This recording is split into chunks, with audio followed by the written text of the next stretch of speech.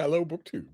Well, I'm doing a Ninja Steve stream here without any preparation, no advance warning for you at all. So I expect that this will keep out the riffraff. I imagine that we will have very few people watching, and this won't be a long Steve stream. It's mainly just a way to keep my hand in. I haven't done a Steve stream in a while.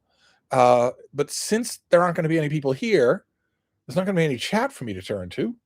So I thought I would throat clear a little more than usual.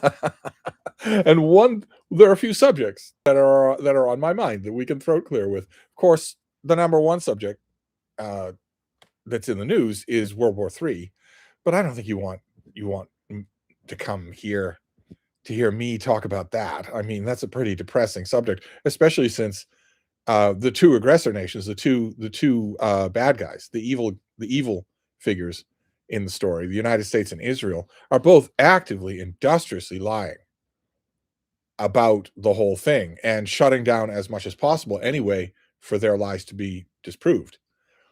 Uh, every fact that I've heard about World War III is wrong, just a blatant lie.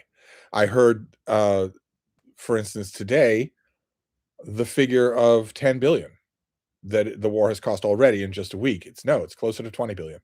And the biggest lie of all, the most egregious, is that this war has now had 10,000 casualties. That includes not only well over 1,000 U.S. casualties, but also well over 1,000 casualties who are children. Not just the 200 that the United States bombed very intentionally on the very first day. This will show them. But also lots and lots of children since then. Most of those 10,000 casualties have been civilians. And that's the way this is going to be, because this is the first major war, the first world war, fought without rules of engagement.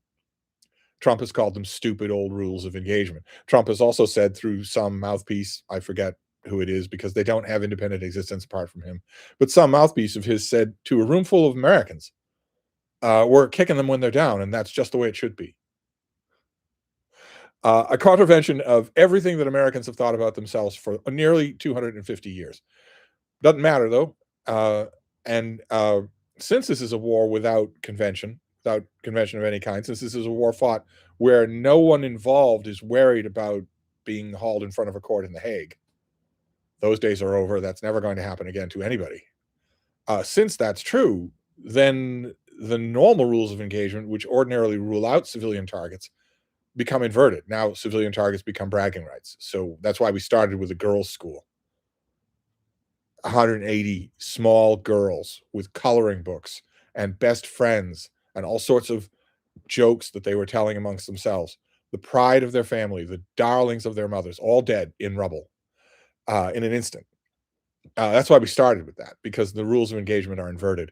But you don't want to hear me talk about World War III, about the lies that the two bad guys in the confrontation are telling. So we can talk about far lighter things for me to throat clear, because I don't think I'm going to have any chat. I did not give you any warning. I sprang upon you out of the closet like Brad Pitt in Burn After Reading. So one thing that we can talk about, that I can talk about to myself, is a question that a lot of people have emailed me about. A lot of these throat clearings will be because of emails, which is the new Apple MacBook Neo that Apple has introduced, of $500-$600 13-inch laptop that has the main drive. Of course, is the price tag. It also has a selection of weird colors, and Apple is proclaiming that it is made from more recycled material than any machine that they have ever done. Now, that also is a lie. We just have to accept we are heading into the third decade of the 21st century, where every public figure, public facing organization, and public institution is simply going to lie. It's not going to be massaging data anymore. It's simply going to be, uh, here's a bowl of oranges. This is not a bowl of oranges. That's just what it's going to be. We just have to get used to that. Apple has said this about the new MacBook Neo, that it is the most recycled device that they've ever had. It takes 10 minutes of searching online, 10 minutes of researching that claim to find out that it is simply false. It isn't based on anything. It's just a lie. That's all. But it is a lot of the tech influencers that are talking about it on YouTube have not had a chance to use it. They've only had a chance to handle it. They were shown demo models at the unveiling event, but I don't think the device is mailed out to anybody. It has an iPhone processing chip. It's running on an iPhone processing chip, the first MacBook that I can think of that does do that. And it's an older iPhone processing chip. So the natural question that people are having is, well, what about its processing power? And the answer that Apple is saying, and that I think is more true than its detractors are thinking, is that for 99.9% of the people who use a MacBook, they don't need processing power. That this, I think, is clearly meant to cut into the Chromebook and netbook and Android market. This is meant to be an affordable laptop, an affordable Apple laptop that will do 99.9% of the things that most people want a laptop for. Do you want it to take notes in class? Do you want it to Skype or FaceTime? You're done. Do you want it to browse the web? Maybe write papers? You're fine. It's basically a souped up word processor. In fact, years ago, I would probably have been really interested in the MacBook Neo. I think I have learned my lesson, or rather, I've been taught my lesson first by David Murphy and then by Christopher Russell. I've been taught that bargain shopping for tech is always a bad idea. It will always come back to bite you. And also, an old friend of mine said, as odd as it is for me to say so, you're actually kind of a power user. And I know what he meant. I don't put any extraordinary demands on my MacBook. I write and that's it. But I do a huge amount of that. Far, far more than the people who say, "Yeah, I like to write once in a while on it. I'd like to write maybe I'll write up a meal program for my fitness clients," where you've maybe had 100 keystrokes, and then you're done, and, "Oh, my carpal tunnel." Whereas I am typing on this thing all day long. So, in that sense, I am a power user, but if I were to get a new MacBook, it would not be a MacBook Neo, I don't think. Uh, and then another subject that has come up, is a little more apropos than people think, than the people who brought it up think. A lot of people have been in my inbox asking me, "Well, we've only got 1 episode left of Starfleet Academy. So surely it's time for you to start giving some verdicts." I know you said at the beginning, this is pure Kurtzman Trek, and it is. But it hadn't happened yet. You only saw 4 I only saw 4 episodes on a screener. So what about the rest of the season? You've given us no updates on it. It seems a little unfair to give an autopsy on the first season when the first season isn't over, especially since the penultimate episode ended on a cliffhanger. That seems a little unfair.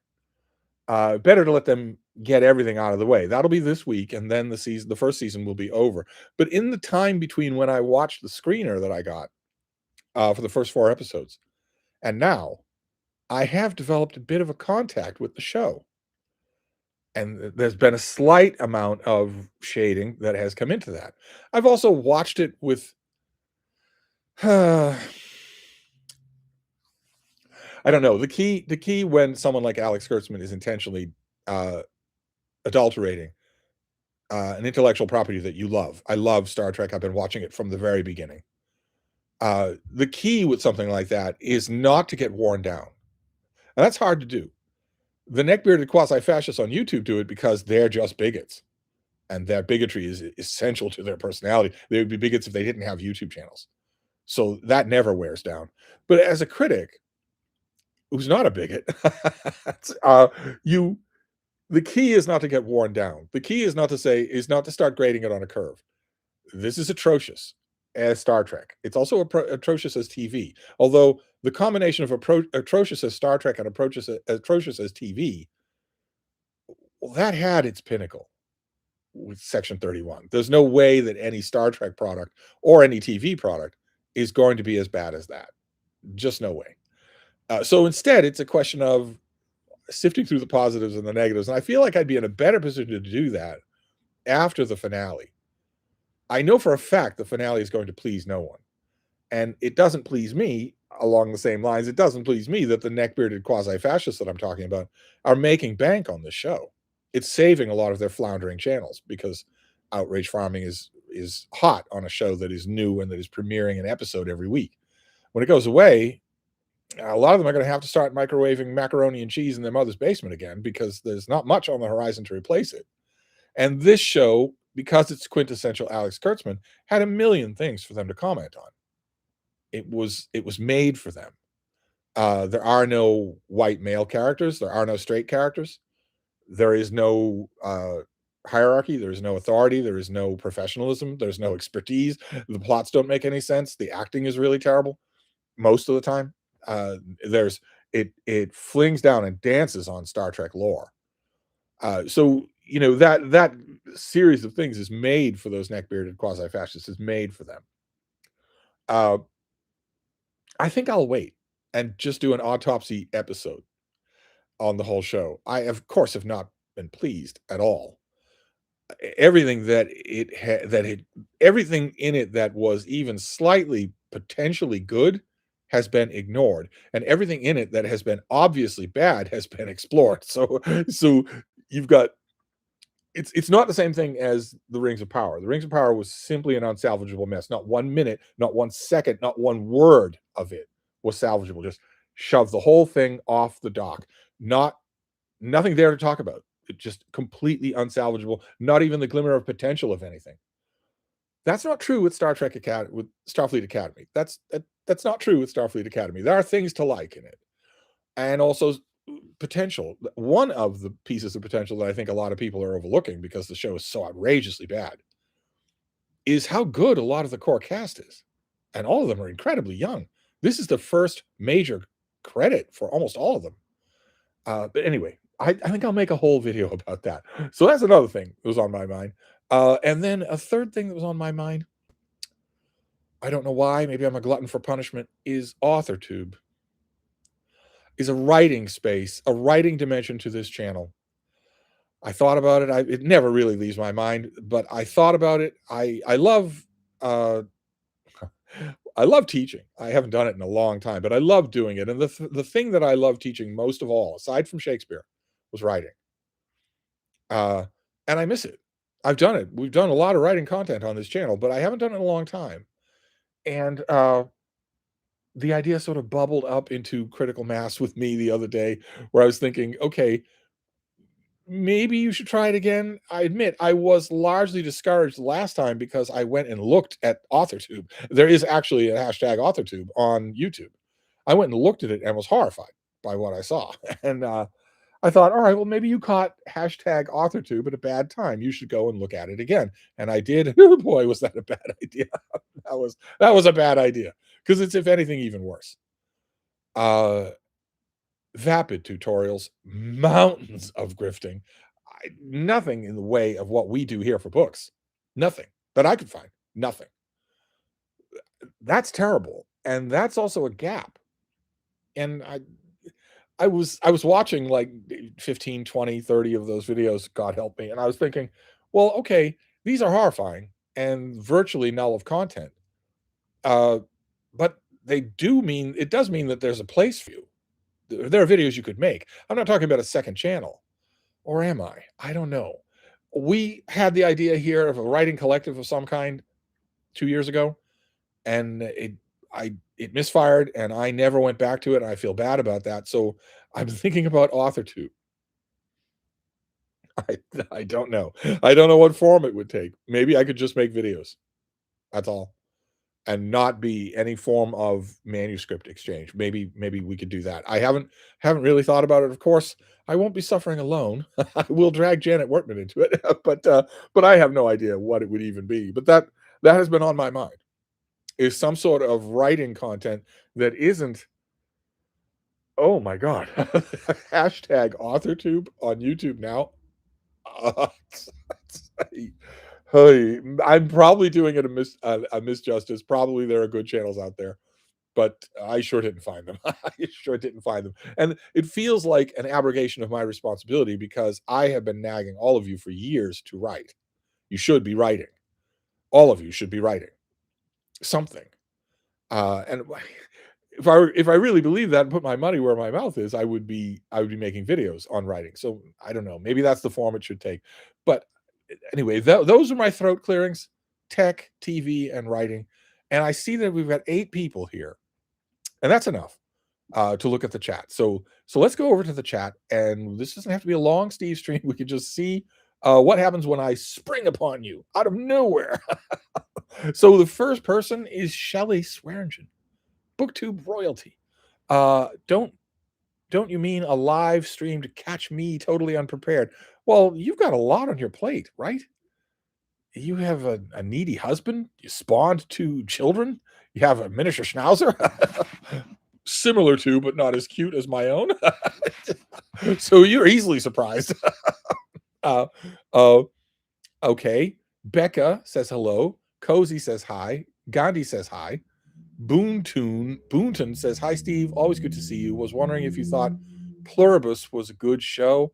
I liked it, but found it annoying as it takes 5 years between seasons. I've never seen it.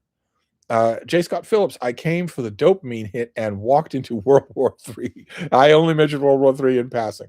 That's all. What can I say about it? The two Axis powers, the 2 evil countries, the United States and Israel, are blatantly lying. They're filling the zone with lies about every aspect of the war, every single aspect of it. That Tel Aviv has been bombed into craters. Jerusalem is taking hits every single day. There's 1,000 times the number of casualties that have been admitted in any way by the 2 aggressor states. So, what do you do in a situation like that? Let's see here. Leo Percara says, Steve, do you think this new Great War is closer in context to the first or the second or neither? Maybe closer in event to another war. The thing that makes it resemble the First World War is the falling dominoes. Like it or not, we are a deeply interconnected world. I think the disruptions in the supply chains during COVID showed that perfectly clearly. And not every person with their hand on the chicken switch of some important junction in that supply chain likes the United States. Nobody likes the United States. We're a rogue nation. We have said, our leader has said openly that the rules of engagement are stupid, and has also dreamed very lustily about using nuclear war, about using nuclear weapons. In the sense of interlocking connections that are going to drag pretty much the whole world into this, it's closer to World War One. It doesn't bear any resemblance to any other war, though, because the nuclear element differentiates it. David Bergen says, hello, Steve. I was watching an old video of yours, and there was a cat in it. You were petting it and being nice to it. Have the stories of your hatred of cats been exaggerated? Was that video in Vermont, perhaps? MYT Brooks. Guys, you can read Mark Bowden's Guest of the Italian to get a view of the U.S. did to Iran. Okay. Are you talking to me? Okay. Never mind. Gandhi says, I saw your earlier video on Robert Dallek's book on Nixon and Kissinger. I wonder if he's working on a new book at 91. One can hope not. I'm getting a little bit tired, even this early in 2026, of hauling out that old critical chestnut of late style. One would hope not. Enjoy your golden years. J. Scott Phillips says, that video of Steve interacting with a cat is obviously AI. I agree, as is this video, right? It's 2026, which means I can say to you, I hate you. You can say, that's incredibly hurtful. And I can say, what's incredibly hurtful? And you can say that you said you hate me. And I can say, I have never said that I hate you in like the span of 2 minutes. It's common now. It's routine now. Brycey says, do you think I could train myself to live off less sleep? I envy your extra hours. All medical science says you cannot, and that it would be really, really harmful for you to even try. All medical science says that messing with your sleep cycle is really bad for you. It's why so many people, especially in the United States and Japan, are carrying such a steady burden of chronic poor health, because most Americans manage their sleep very poorly. So far from training yourself to do less, you should make sure that what you're getting is quality sleep, as the health gurus say. Felix says, hi, Steve. I read Cultural Amnesia, and my biggest question is, should I try reading Edward Gibbon's books at all?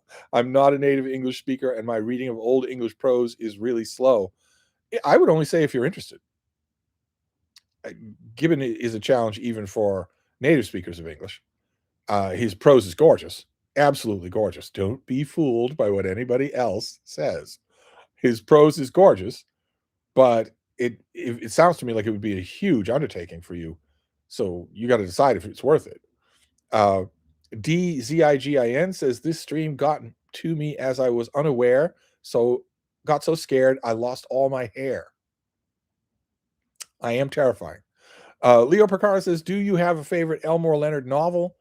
Is it easier or more difficult to choose when the writer is prolific?"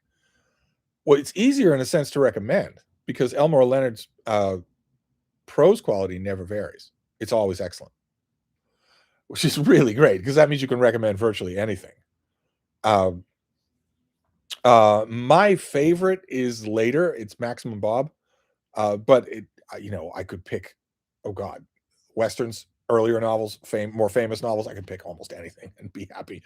Uh, DZIGIN says just finished Calvin and Hobbes' Lazy Sunday Stories, and it's so effing fun. Oh my, isn't it? Just wonderful, just pure magic. And you're probably young. I'm guessing that everyone in the world is young. You're probably young, so you might not remember Calvin and Hobbes in a book. Might be the closest that you get to that sense of pure effing fun, of pure innocent wonder that the big and best Sunday comics used to give you. That it wasn't just Calvin and Hobbes. That used to be a half a dozen strips that you loved them all week long, but oh my God, you waited for Sunday. You waited for the glory of that big spread on the living room floor. And Calvin and Hobbes, I think, was the last gasp of that. Hamza says, when is the Paris Review going to interview you for their Art of Criticism series? Can't think of anyone more deserving aside from Jack Edwards or Right Conscious. Well, the Paris Review is going to interview me after they've interviewed Andrew Martin. Those are some pretty big shoes to fill. No, the key about me when it comes to being a book critic is that I have written more book criticism than anyone in the world, but no one knows about me. No one has heard me at all. And that's the way I like it. I Samwise says, greetings, Steve. Greetings. Gandhi says, thoughts on Timothy Chalamet, a ding dong saying no one cares about ballet and opera. Yes, at famous, he was doing an interview with Matthew McConaughey, and he said that nobody cares about opera and nobody cares about ballet. And Matthew McConaughey didn't agree or disagree because Matthew McConaughey was obviously stoned into the next century. I'm amazed he could even sit up straight. And Timothy Chalamet has been getting back chat. My favorite little bit of a response came on Instagram where a guy posted Chalamet's clip about how nobody cares about opera, and then posted Pavarotti, Nessun Dorma, and of course, that in his prime, that is something as glorious as a Gothic cathedral. It's nothing that Timothy Chalamet understands or ever will understand, but it made a great counterpoint, though. Of course, it was dumb, but he's dumb. DZIGIN says, I'm about to dive into Get with the okay. Get with the Dragon Tattoo would be an interesting book. Girl with the Dragon Tattoo is what you mean. K Napolo says the Dali Museum in St. Pete, Florida has a new hardcover of Dali's 400 major works. Would you like me to send you a copy? No, that's all right. Use it for toilet paper. I Samwise says, can we get a live reading from Steve Donahue's Ulysses tonight? Oh my God, I don't even know where it is. Where would it be? Is it on this MacBook in some document form? Or maybe it can't be on any other MacBook because David wiped all of those. There's nothing on those. He extracted everything from them and then wiped them clean. So it would either have to be on this thing or it would have to be on some sort of thumb drive. I could not find it in a million years, not in a million years. And what would I read from it? What would I read from it? I have no idea. No, it won't be tonight. That's for sure. Because it's some Okie dude says, hello, Steve. This is a nice birthday treat. Oh, it's your birthday. Happy birthday. Oh, the chat jumped. Oh, goodness. All right. Well, we were at some Okie dude. We know that. Uh, there you go. Shelly is talking to Sam. I Samwise is back. I've had a book idea bouncing around in my brain for a few months, but having a tricky time with the ending. In your experience, should you write to discover the ending or have it set in stone? Definitely write to discover the ending. Don't wait. Although I should say that, but one of the main things that prompted me to think about writing this time around is that the other day in the shower, totally cliche, in the shower, I had just hit my face a fantastic idea for a novel. Just fantastic. Oh my god. And one of those things where it came to me fully formed, not only the beginning, the middle, but the end. And there's a particular kind of ease when the ending is in sight. It's like sailing within sight of land. Uh, but you should definitely do it. I don't know where you'd find the time, but you should definitely do it. Alexandro says, Steve, I haven't heard you talk much about more recent Batman. Are you a fan of the Long Halloween or other Loeb Sale stuff? Not big fan of Loeb Sale stuff just in general. And their Batman, but I talked just the other day about the latest issue of Batman, the Matt Fraction Batman that is currently publishing. I talked just the other day about it. It was wonderful. Batman is one of the only 4-color monthly comics that I am eager to buy every month. Uh, uh, hello from a bunker in Tel Aviv. Good Lord. Oh my, are you okay? J. Scott Phillips, there are 71 people in the chat right now. No, I don't think so. You might be 71, but there aren't 71 people here. I'm seeing 9 people here. Some Okie Dude says, I know you have a testy relationship with modern comics, but have you felt an itch to try any of the Absolute DC books? No. No, I have not. No. No. Not in the slightest. No. So the big creative brainwave that we're going to have is we're going to take all the greatest heroes in the world and make them killers. Nihilistic, amoral killers. Great. Yeah, that's lovely. Yeah, I definitely want to read that. Cosmic Gaze says, Steve, have you heard the streamer Asmongold? Yes, of course I have. I am chronically online. He's basically the right-wing version of Hassan Piker. Yeah. Well, in some ways, they're identical. It's definitely constant drug use. Constant.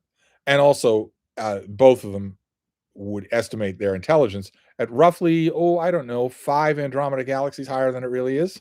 Although Asmongold, maybe 6 Andromeda galaxies, because he is actually just stupid. And Hassan Piker is not stupid. Yeah, I have watched him. I have watched him quite a bit. Steve, is the Longman History of the USA any good? It's huge Brogan one. Yeah, the Brogan one is good. Very good. I wish I had a copy. W.S. Wist. Hi, Steve. I'm very interested in an author tube type thing. Well, I would have to gauge interest and I'd figure out what I'm going to do. And I'd have to, one of the key factors would be to make it as annoying as possible for Janet Wertman.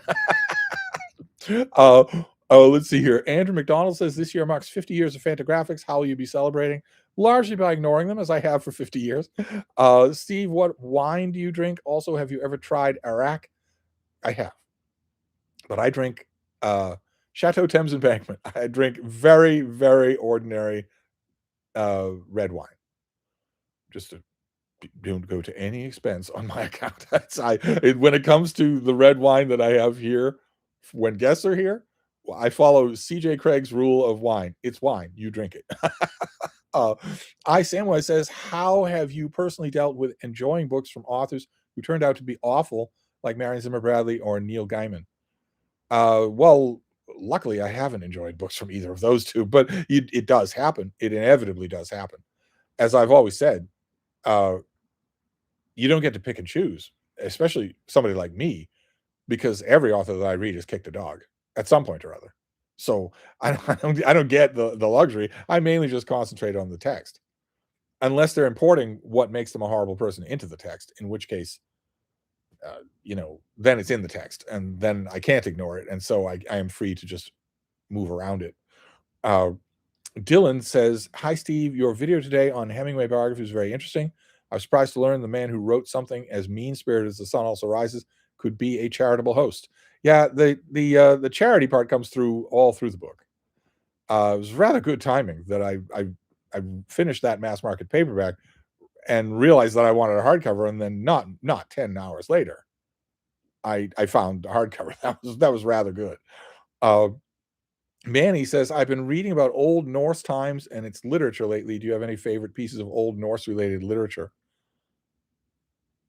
Well, the Elder Edda, right? I'm assuming you mean aside from that. Uh, Alexandro says, are you a fan of Jeff Johns' Green Lantern? I am, yes. One of the only runs on Green Lantern that I actually like. Steve, what are your thoughts on the Rubaiyat of Omar Khayyam? I'm currently translating them into Hebrew. I went through the huge vogue of that book. It's had two huge vogues. One was at the in the early years of the 20th century, and then one was in the 1960s and early 70s. And I like it, but and of course, props to a Boston boy. But I've never understood. It affects some people a lot more than it affects me, and I've never understood why. Declan says, hello, Steve. Glad you've got a warm up in your neck of the woods. Can you recommend a book called The Nantucket Reader? I can recommend a book called The Nantucket Reader, and it is warmer here. Cosmic A says, how do you feel about the view promoted by some that the American Revolution was not a revolution at all and just a continuation of the British Whig traditions? If I offered you a Boston cream pie, could you tell me what I think of that? I bet you could. Could you tell me what I feel about that opinion? I bet you could. Just do your best. J. Scott Phillips, I recently saw an old Hedgehog recommendations video and ordered a copy of The Glass Universe. Other than Hidden Figures, are there other books in this regard that you might recommend? No. Richard Fuller says, hey, Steve, I just finished a reread of the Ryu Iliad this morning, and now I'm wondering when I can expect your translation to make an appearance. Well, we will read the Bible with my editorial comments all throughout, and then we will read the Iliad with my editorial comments all throughout. And of course, we will read the Iliad in my translation, and then we will read the Odyssey, and we will work our way through in spoken, verbally annotated seminars the whole of the Western canon. And I will translate as needed. Damien says, thoughts on Mickey Spillane's writing? I just finished one of Max Allan Collins' books based on Spillane's notes for an unfinished book. I did not like Mickey Spillane's writing. I've never liked it, but during my my year of private detectives with Nero Wolfe and Lou Archer, I went to Mickey Spillane. I went to Mike Hammer, and they're ugly. I found them ugly, and not just in terms of the characters, the sentiment behind them. They might have been saved if the writing had been good, but the writing was not good.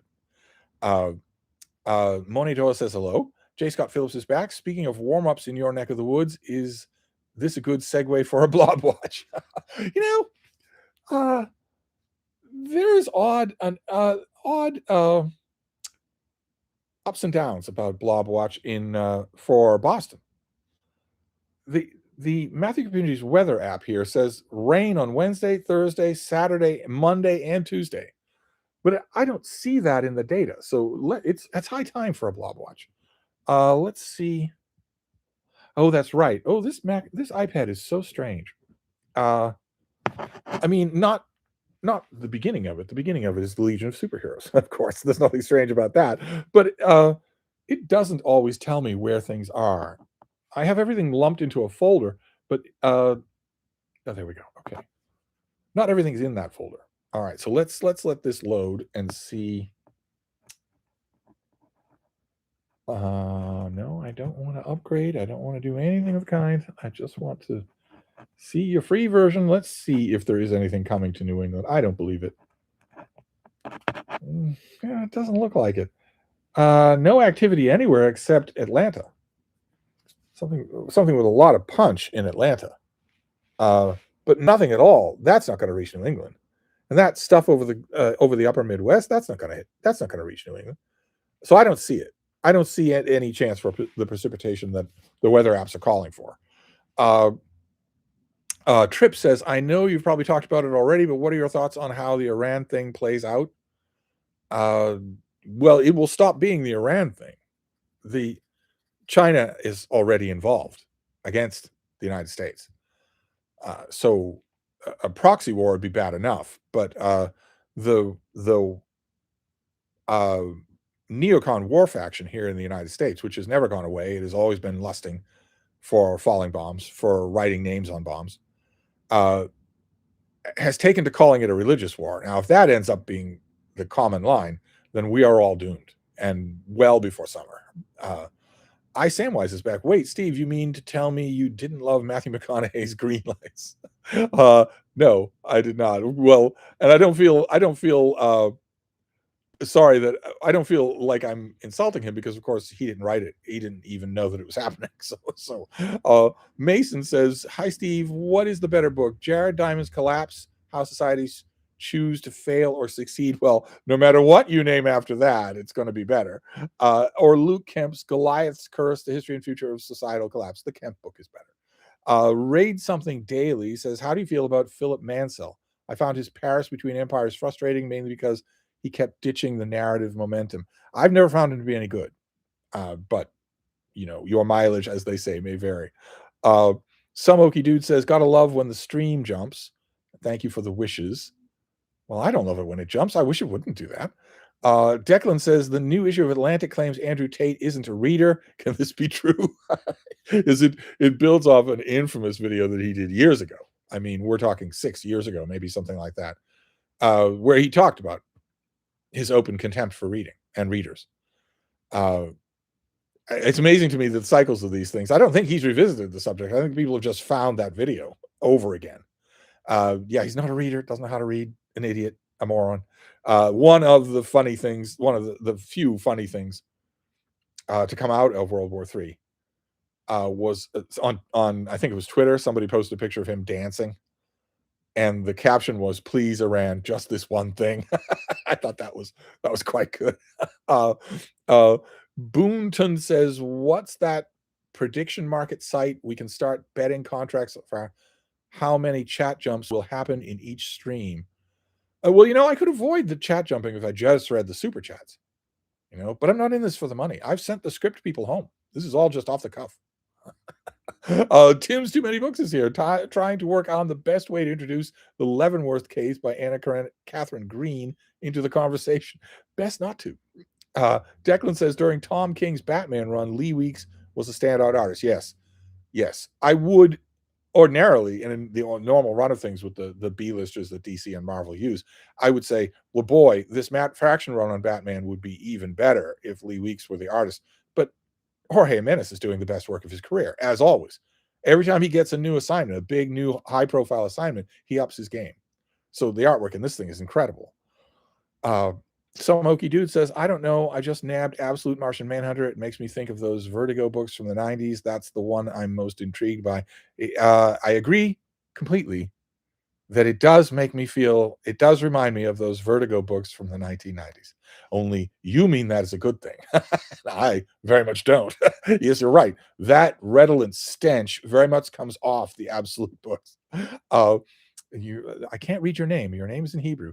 Steve, do you think Alex O'Connor will ever become religious? I have been saying this for what, 6 years now, something like that. And people thought 6 years ago when I said it, people thought I was raving. They just thought, "What are you talking about? This is absolute nonsense." He is religious. He has always been religious. It's not a question of do you think he will ever become religious. There will be a video in the next year at most where he does the "I'm coming home" shtick. If he were an atheist, he would seem like an atheist, and he doesn't. He seems like a Christian apologist, and his last few uh, videos and speeches and whatnot have been explicitly Christian apologetics. So, uh, Cosmic A says, "How do you feel about Harley Quinn as a character? Also, what do you think about the recent attempts to separate her from the Joker?" I like her just fine in the context of her invention in the animated series. I don't like what DC Comics has done to her since, overpowering her to such an absurd extent that there was an appearance of hers in the Justice League where she incapacitates Batman, Superman, and Wonder Woman all around the same little table in one panel. I don't like her being overpowered at all. But I like her fine as an adjunct character to the Joker. Some Okie Dude says, "I'm waiting for the first trade of Fraction's Batman." Now, I can't wait. Not only because, I'm dying to read each issue, but also because it is kind of fun to support the comics industry when they do something good. They so seldom do something good. Aslan says, I've read The Tenet of Wildfell Hall. Why don't people talk more about this book? And why don't we make books like that anymore? We do make books like that still, but BookTube talks about I've seen a dozen or more BookTube videos about The Tenet. I'm sure you could find one. Manny says, leaving aside the Prime Minister and the Duke's children, what is your favorite Palliser novel? Okay, who's asking the questions here? Do you want to fill in my answers or not? I don't have favorites that go down that low. Okay, it's the Duke's children, the Prime Minister, and then I don't know, probably the rest of the Palliser books, but I don't know. Some Okie Dude says it sounds like the type of Batman I've been waiting for years.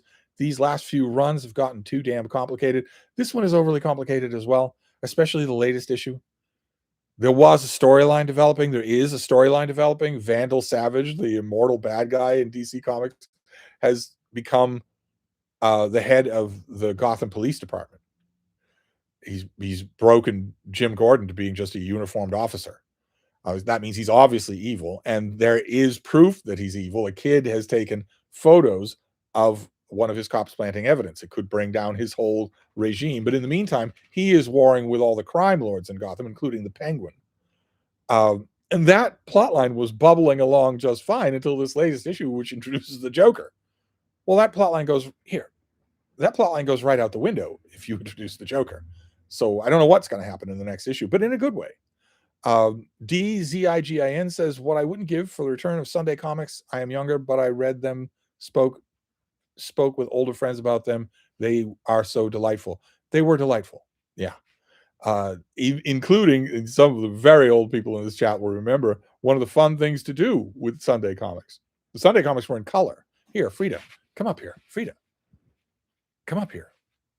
Oh, baby, I can't lift you. Come here. Come on up here. You can do it. There you go. There you go. Up there you go.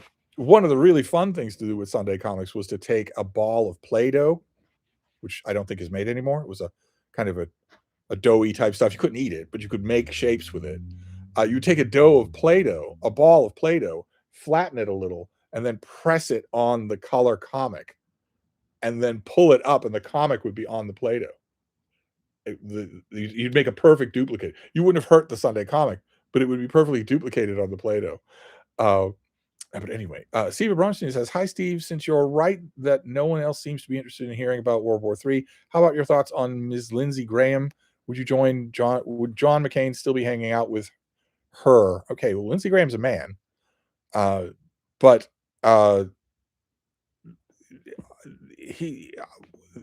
the thoughts about him are pretty easy. He is just lusting for war. It's all he thinks about. It's all he cares about. It's just war. And his rhetoric on World War III is the most dangerous rhetoric of them all. He's the one who's calling it a religious war. Aslan says, I can easily see Alex O'Connor become a Catholic or an Orthodox. Yes, absolutely. David Bergen says, I'm considering reading Vanity Fair. I've learned it is satire. Does satire age better than comedy? Well, in this particular case, since most modern readers have no idea what it's satirizing, you'll just get the drama and the characters, and it'll work just fine for it. The Literate Latte says, hi, Steve. Hope you're doing well. Hope you're doing well. You're fired. I just finished 7 Popes by Philip Sheenan for the BookTube Prize. Do you have any thoughts on it? Not particularly, no. Hamza says, you do a lot of starter kit videos for books. Why not try some for writing? An example could be a perspective starter kit or a dialogue starter kit. Well, I did write a starter kit for writing books. I don't think it would work really well for writing technique. That should be videos. I've done a lot of those too. I'll have David make a playlist the next time he's here. Gandhi says, does the same rule apply for have you seen as have you read? Thoughts on the movie The Brood? No, have you seen is not the same as have you read. I don't even know what The Brood is. DZIGIN says, and yes, we need more care and magic back in comic book collectively. Modern are more okay art than substance and in need of good story. I think that's what it said. Cosmic A says, what are some cliches in science fiction that you feel are overdone? Um, I don't care about cliches being overdone. I only care about execution. Uh, Street Medic is here. Greetings. Just finished Cro-Magnon by Brian Fagan. Picked up at a local used bookstore. Do you have any suggestion of other books on human evolution? By the way, I've read Lucy. Well, yeah. I On the top of my head, I'm not going to remember any books on human evolution. I've read lots and lots of them. Uh, I don't think I've read Cro-Magnon. I don't think have I? I don't think I have.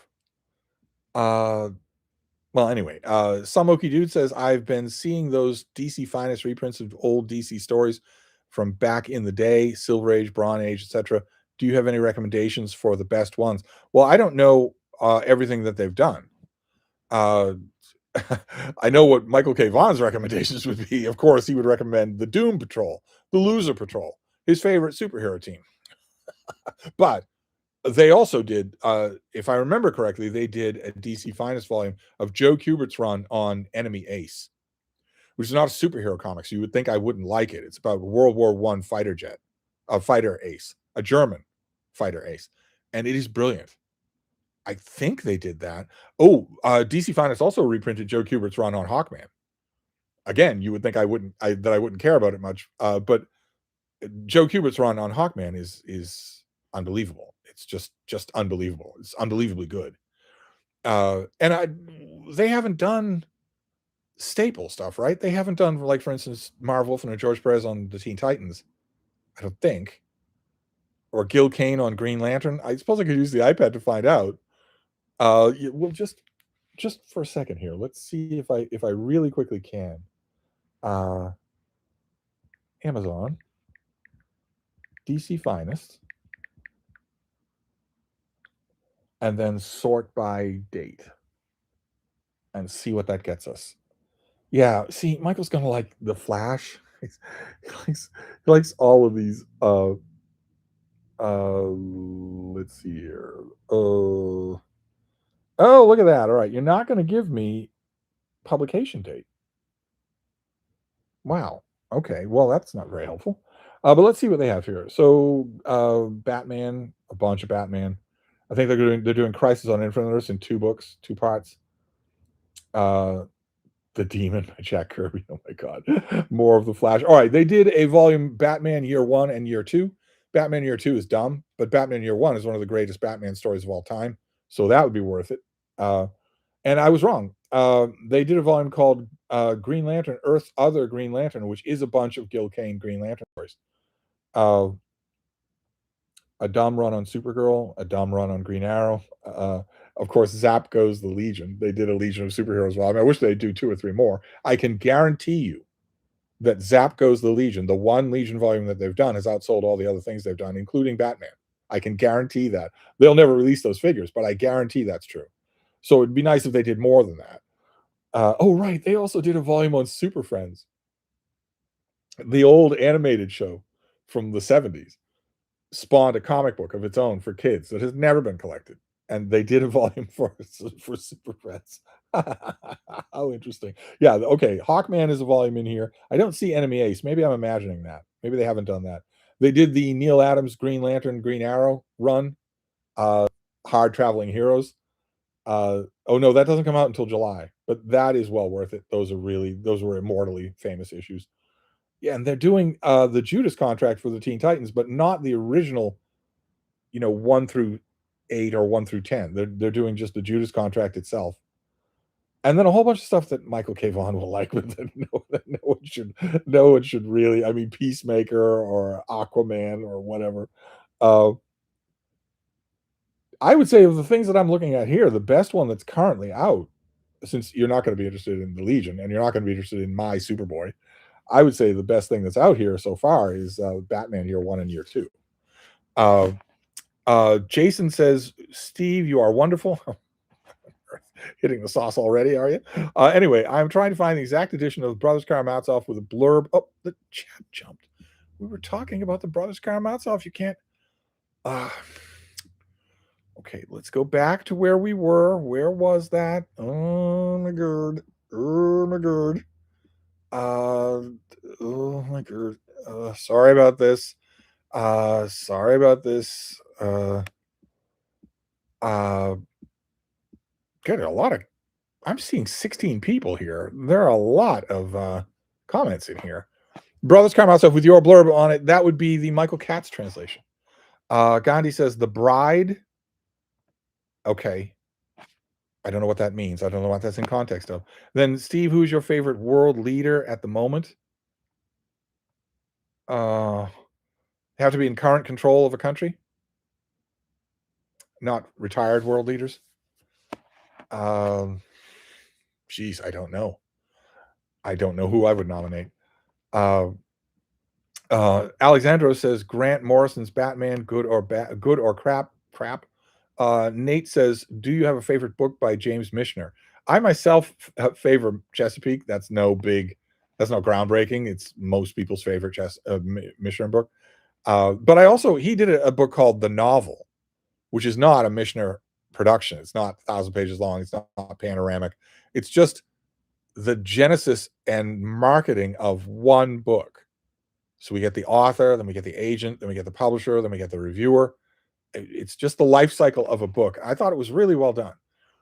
Gandhi says, I am reminded of Chris Rock's joke / comment that if gas hit $5 a gallon, there will be riots in the streets.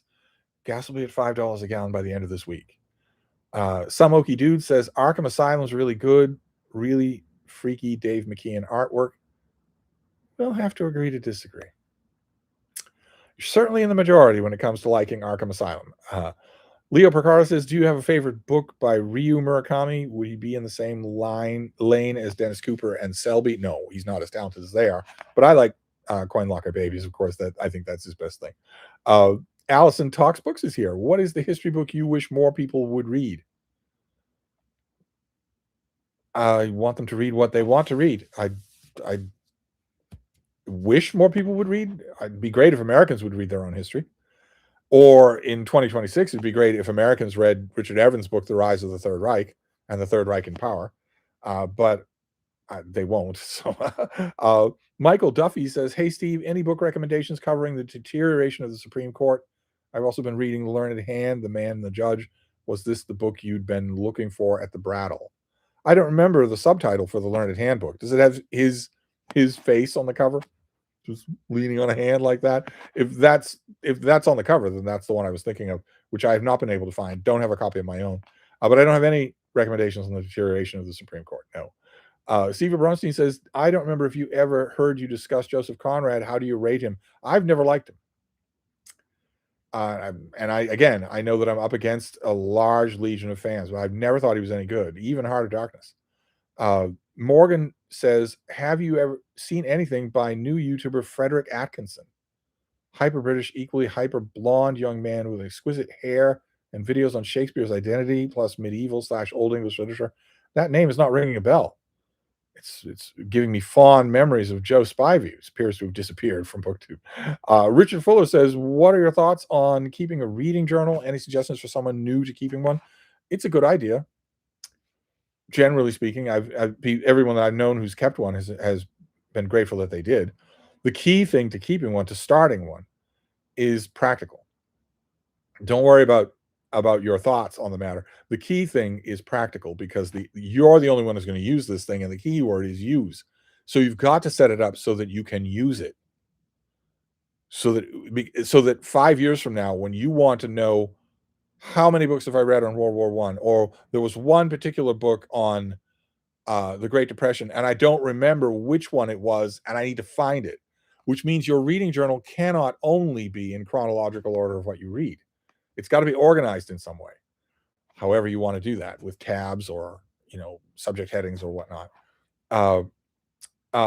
Let's see here. Steve, can you give us more information on that one dog you called your favorite? You mentioned it in your last stream. Well, I don't know what information. His weight, you mean? He was a beagle. Had bright golden eyes. DZIGIN says Long Halloween is so good. No, you are mistaken. But that's all right. Michael Duffy says, my comment didn't survive the word limit, but if that was the Learned Handbook you'd mentioned, I'd be happy to pay tribute. We haven't reached tribute season yet. Tribute season is high summer. It is Memorial Day to Labor Day. We haven't reached it yet. That is, I don't know if that's the one, but because I don't know the subtitle of the book, I think there's been only one major Learned Hand biography, and I don't have it. Amazing to me. More amazing than you might think. There's actually a connection there that makes that omission more glaring than you might think.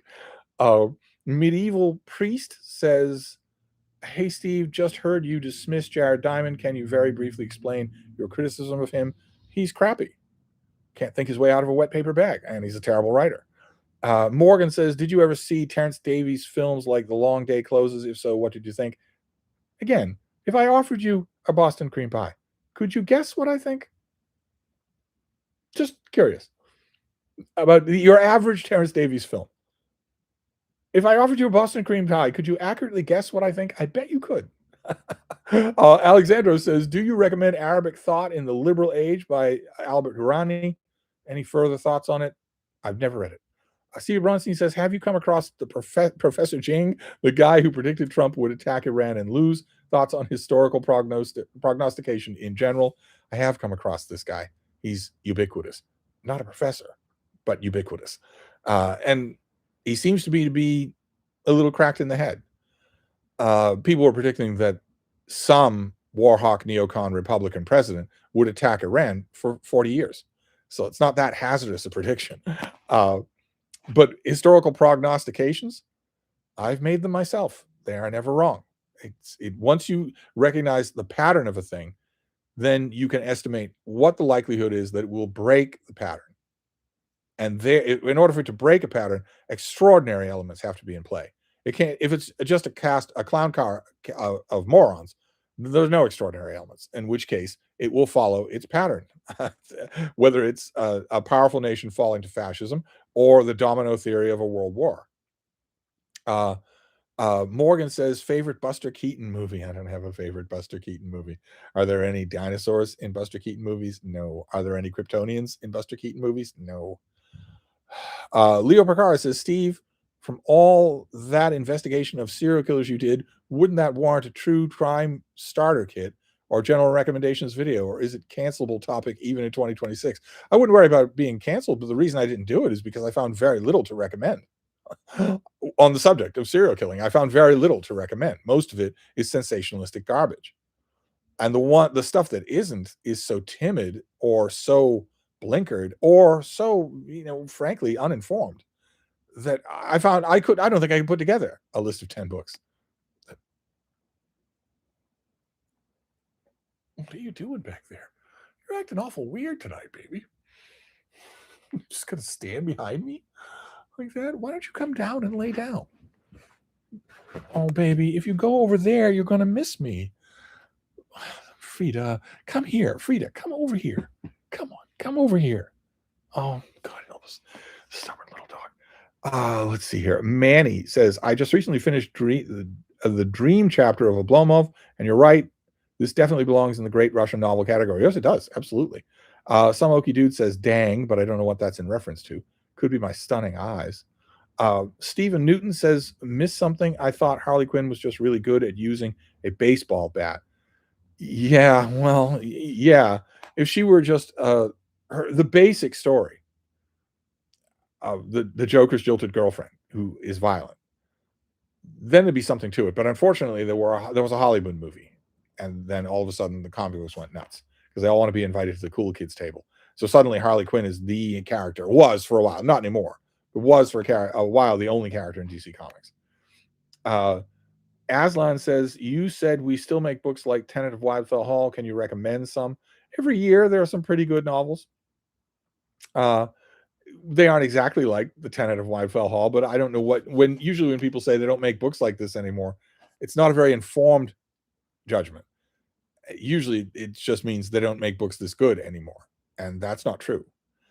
Uh, like Daniel Menihun's book, his new book is, I don't know if it's out yet, and I don't think I have a picture of it.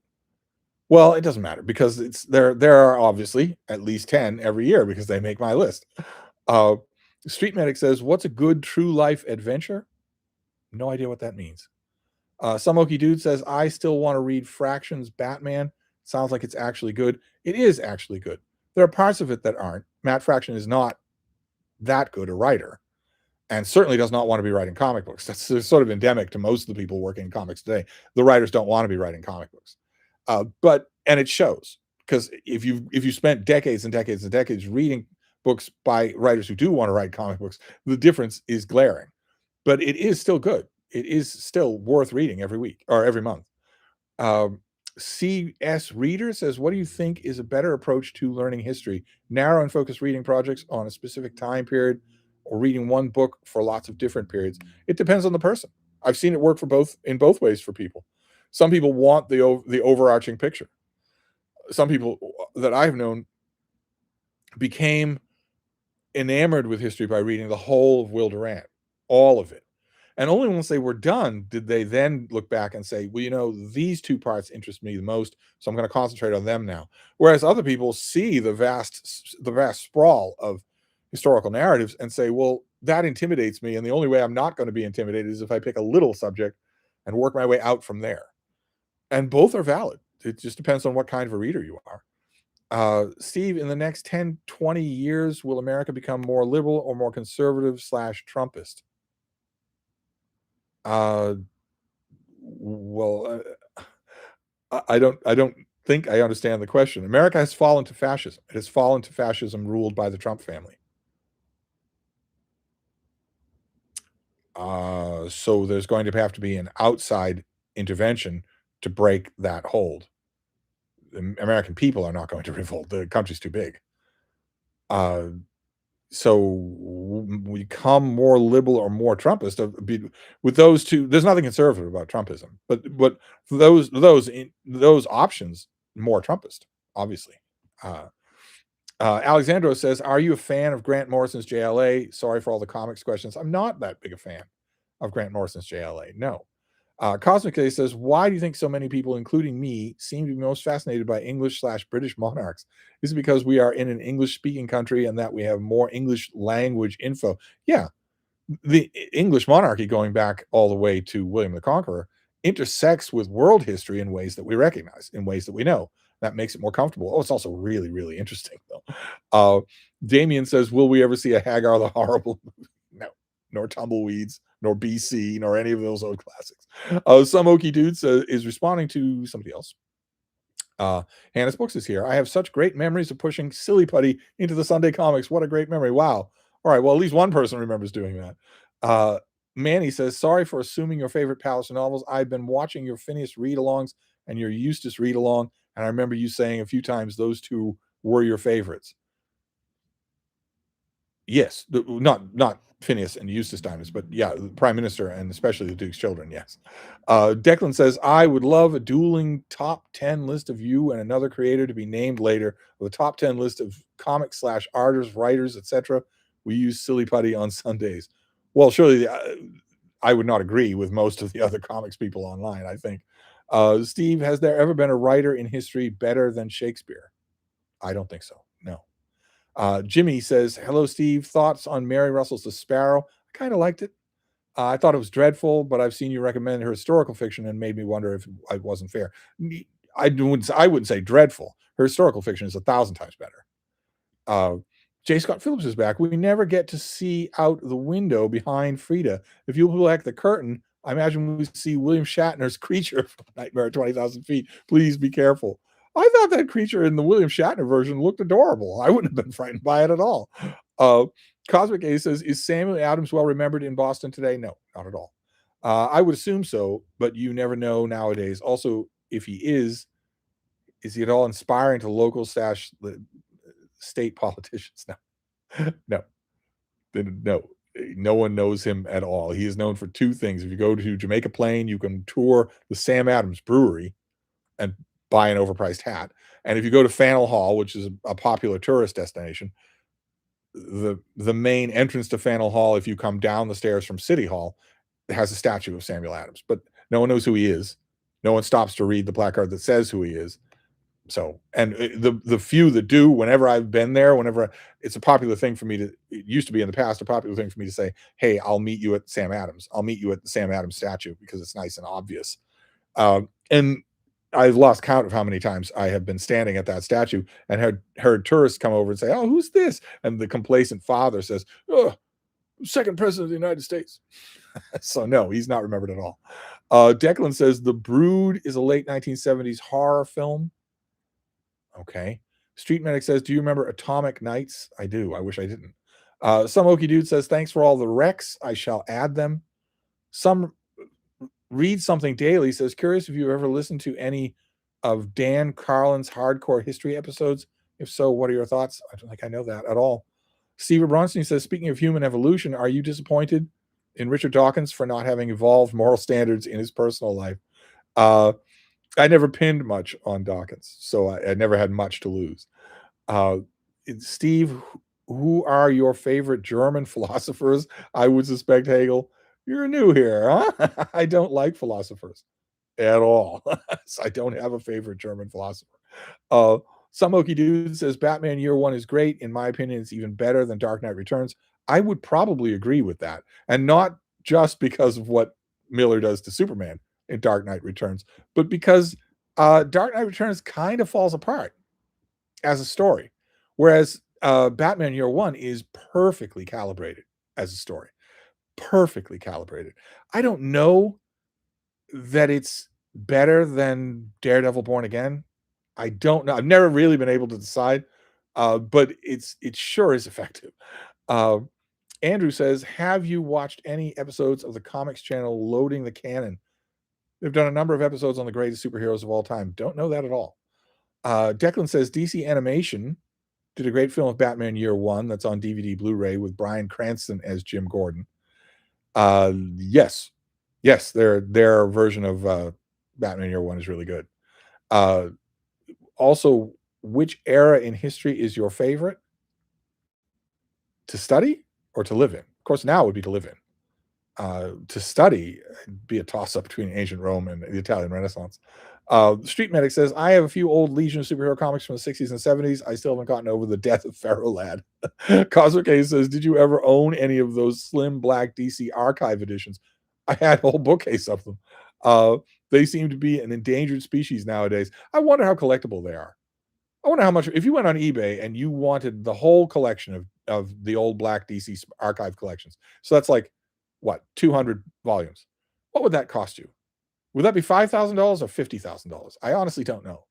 Uh, some Okie Dude says, "I wouldn't be shocked if you didn't like Garth Ennis, but what are your thoughts on his war comics? I found them to be some of his best work. They stink."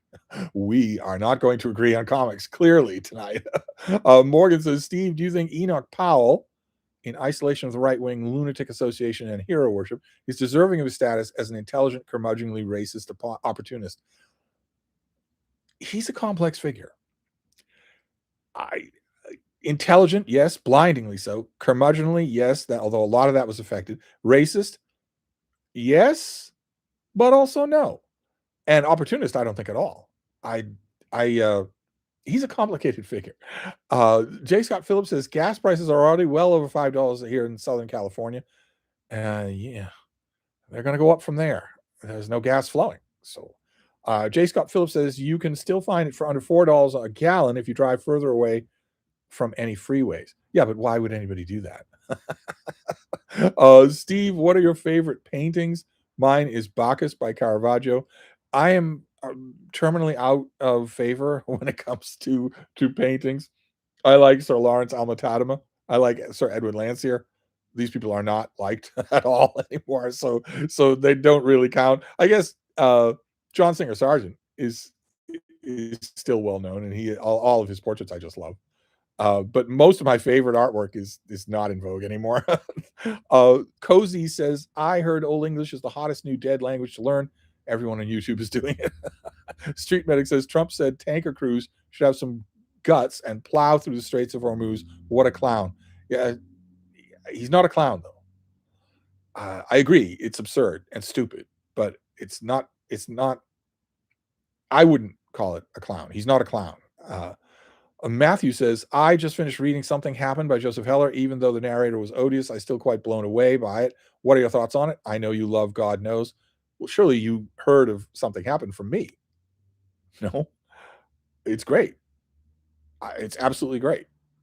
It, it, uh, it, a couple of Joe Heller's novels, aside from Catch 22 and My Beloved God Knows, are really, really good and are not known. They just aren't known to the reading public. Richard Fuller says, I've heard you comment several times that modern history was invented by 19th century Germans. Who are some of those historians, and would you recommend them for a general reader? I would not recommend them, no, but they systematize things. And not just the reading of history and biography. They systematized a way of researching it. They systematized historiography. So can you prove what you're saying? Can you ground what you're saying in primary documents? I don't have a list of names, no, but they aren't worth reading. No, they're very boring on their own. Aslan says, how can we convince you to read more manga? Mm. Nyasta Chief says, hi, Steve, favorite ninja. 2025 was the year of the ninja. I don't have a favorite ninja. Some Okie Dude says, do you think Thomas Jefferson looks like Robert Redford? Could Redford have played a good Jefferson? Redford couldn't have played a good anything. But no, Jefferson didn't look like Robert Redford. No, no. I don't know who I would get to play him today. I probably just would skip it. Sam says, Steve, in your extensive travels, have you ever traveled the Strait of Hormuz area? I have, yes.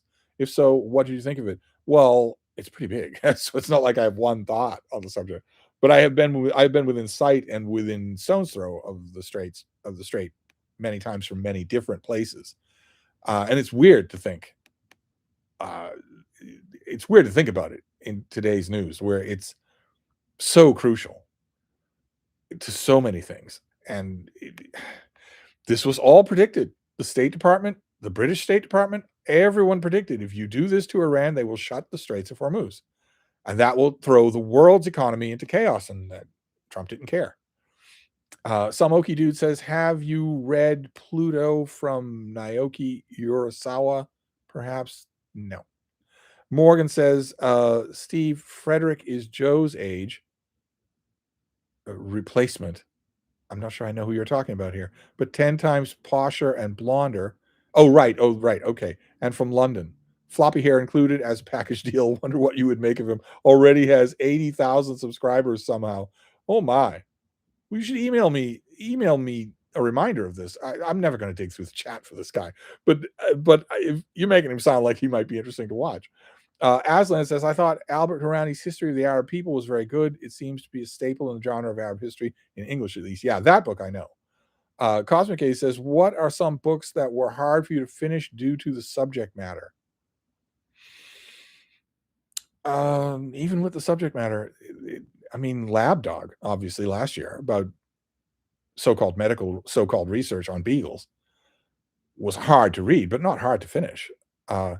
Gandhi says, what do you make of the rash of on Trump's neck? Perhaps someone washed his shirt in holy water. The only thing I make of it is that I don't know how the Trump regime doesn't hear the laughter and the scornful laughter, that no one believes what they say except their core of religious cultists. Other than that, no one believes what they say. No one asked any questions online about that hideous rash on Trump's neck, expecting they would get an answer from the most transparent administration in history. No one expected that, and no one got it. Jorge says hi. Chris says, hi, Steve. Apologies if you answered this question before, but who's your favorite Legionnaire other than Superboy? You're expecting me to say Matter Eater Lad, aren't you? It would probably be Ultra Boy. Probably. Boomton says, I thought Star Trek Discovery had a handful of interesting moments. It did. But the problem is not even woke, but almost no actual writing. Zero world building, zero character, and even a coherent message. I agree. Don't tell the neck-bearded quasi-fascists because they built their whole business model on it. But the problem here, the problem here, it really isn't woke. I mean, Star Trek Discovery, of course, was choked with woke. Star Trek Strange New Worlds had a lot less of it. Star Trek Prodigy had a lot less of it. Star Trek Lower Decks had a lot less of it. But the problem really isn't woke. It's really just the same old boring things, the quality of the writing. Uh, Cozy says, do you like the 1967 movie Bonnie and Clyde? No. Street Medic says, before I retired, I was responding to an emergency, and while the other cars pulled over, Mark Wayne Mullen was in his red plumber's van and got right in front of us and refused to pull over. I don't doubt that at all. We've gone from bad to worse. Jordan Freeman says, do you think Clive Barker is a good horror writer? Yes, I do. In the modern era, probably the best. That reading guy is here. You just had to start this during my nap. Well, no one told you to nap. I'd scold you about it if I didn't already feel bad for chastising you for not writing 800-page biographies. Geese Howard says, hi, Steve. Thanks for streaming in your Epic Comics / DC starter vids. I really hope those DC Compact publish way more of your mentions, and I really wonder what stories you think should be compacts. Oh, for DC, I could go on forever with things that should be in there. Some Okie Dude says, I'm going to finish off Fractions Hawkeye this year. Really, really like the first arc. All right, we're a clean sweep so far. David Auja's art is excellent. Okay. No, and no, and no. Caden Conley is here. You should all go and subscribe to his channel. He has a brand new booktube channel. Go and beat a path to his doorway. Hi, Steve. What do you think of Dennis Lehane's novels? I'm reading Mystic River for March Mystery Madness. Small Mercies is probably my favorite of his. Small Mercies is better than Mystic River, but I like them. I generally like them. Steve, what do you think will happen to the new leader of Iran? Well, he'll almost certainly be killed sometime between now and summer. But it doesn't matter because someone will take his place. Aslan says, I am slowly becoming a history ready by reading Will Durant. A history reader, did you mean? By reading Will Durant? Will Durant will do it. He will definitely do it. He has done it for 3 generations of readers. ADHD says, speaking of history, what's your favorite subject of French history? It's quite dramatic. I agree. But I don't know it all that well. I don't know French history all that well. My answer would be very boring. It would be either Jeanne d'Arc or it would be the French Revolution. Some Okie Dude says, I'm a fan of the French Revolution. Okay, well, at least that's not a comic book. Some Okie Dude says, Lehane is brilliant. Oh, where we started. Darkness Take My Hand is my favorite, but his Mystic River is his best. Okay. Gandhi says, what is the significance of the name Frida? How did you come up with the name? I just waited until I felt the name was right. It has no significance. It's just her name. That reading guy says, when will Boston put up... Oh, the chat jumped. We were reading That Reading Guy. Well, now I've got to find you. And there are 24 people here. So... Well, at least I'm looking while the sirens go off in the background instead of trying to yell over them. When will Boston put up the statue of Steve Donahue? I want it to look just like the statue of Leif Erikson, where he's got armor plating on his boobies and he's got a mini skirt on and he's doing this. he's looking off in the distance. I want to look just as weird as the Leif Erikson statue. Colombian Thunder says, I put off reading Dune because I disliked Lynch's version so much. Oh man, what a mistake, because it's so good. I'm feeling the magic you talk about. Yeah, always listen to Steve. That reading guy says, Steve is crazy for that Kant guy. I can't stop talking about him. Must read more says, the good old days of President Sam Adams and his campaign promises to cheap beer and overpriced hats for everyone. Well, that's what people think. No one in Boston remembers Sam Adams at all. Gandhi says, I meant The Bride, Maggie Gyllenhaal's new movie. Oh my God. Okay, so this is like 30 mentions of The Brood, The Bride, The Brink, The Brop. Could we just drop the whole subject? It would be great if we could just drop the whole subject. It's obviously cursed, so let's just drop the whole subject. Martin says, do you mostly rely on Wikipedia for your serial killer research or other sources? I have never looked at Wikipedia for research. What on earth? What kind of a question? No, I've never looked at Wikipedia for research. No, primary sources are best. Then what few books are out there that might be any good, but not Wikipedia. No. Colombian Thunder says, speaking of Batman, have you enjoyed any of the but what haven't we been speaking of? That segue is so cheap because we were talking about everything. Oh, have you enjoyed any of the absolute issues? I know you criticized the art of Superman 1, but personally, I'm really enjoying the series so far. Absolute Wonder Man, I find terrific. No, I have not been enjoying any of it. Colombian Thunder says, sorry, I meant to say Wonder Woman. Yeah, let's take all the greatest heroes in the history of comic books and make them nihilistic, amoral murderers. Yeah, okay, that's great. Got anything else? No, just that. We'll make all their heads really small. DZIGIN says, Steve, what is your favorite Carpenter movie, if you have them, and what is your favorite horror movie in general? Well, first of all, directors don't matter. But second, it would be The Thing.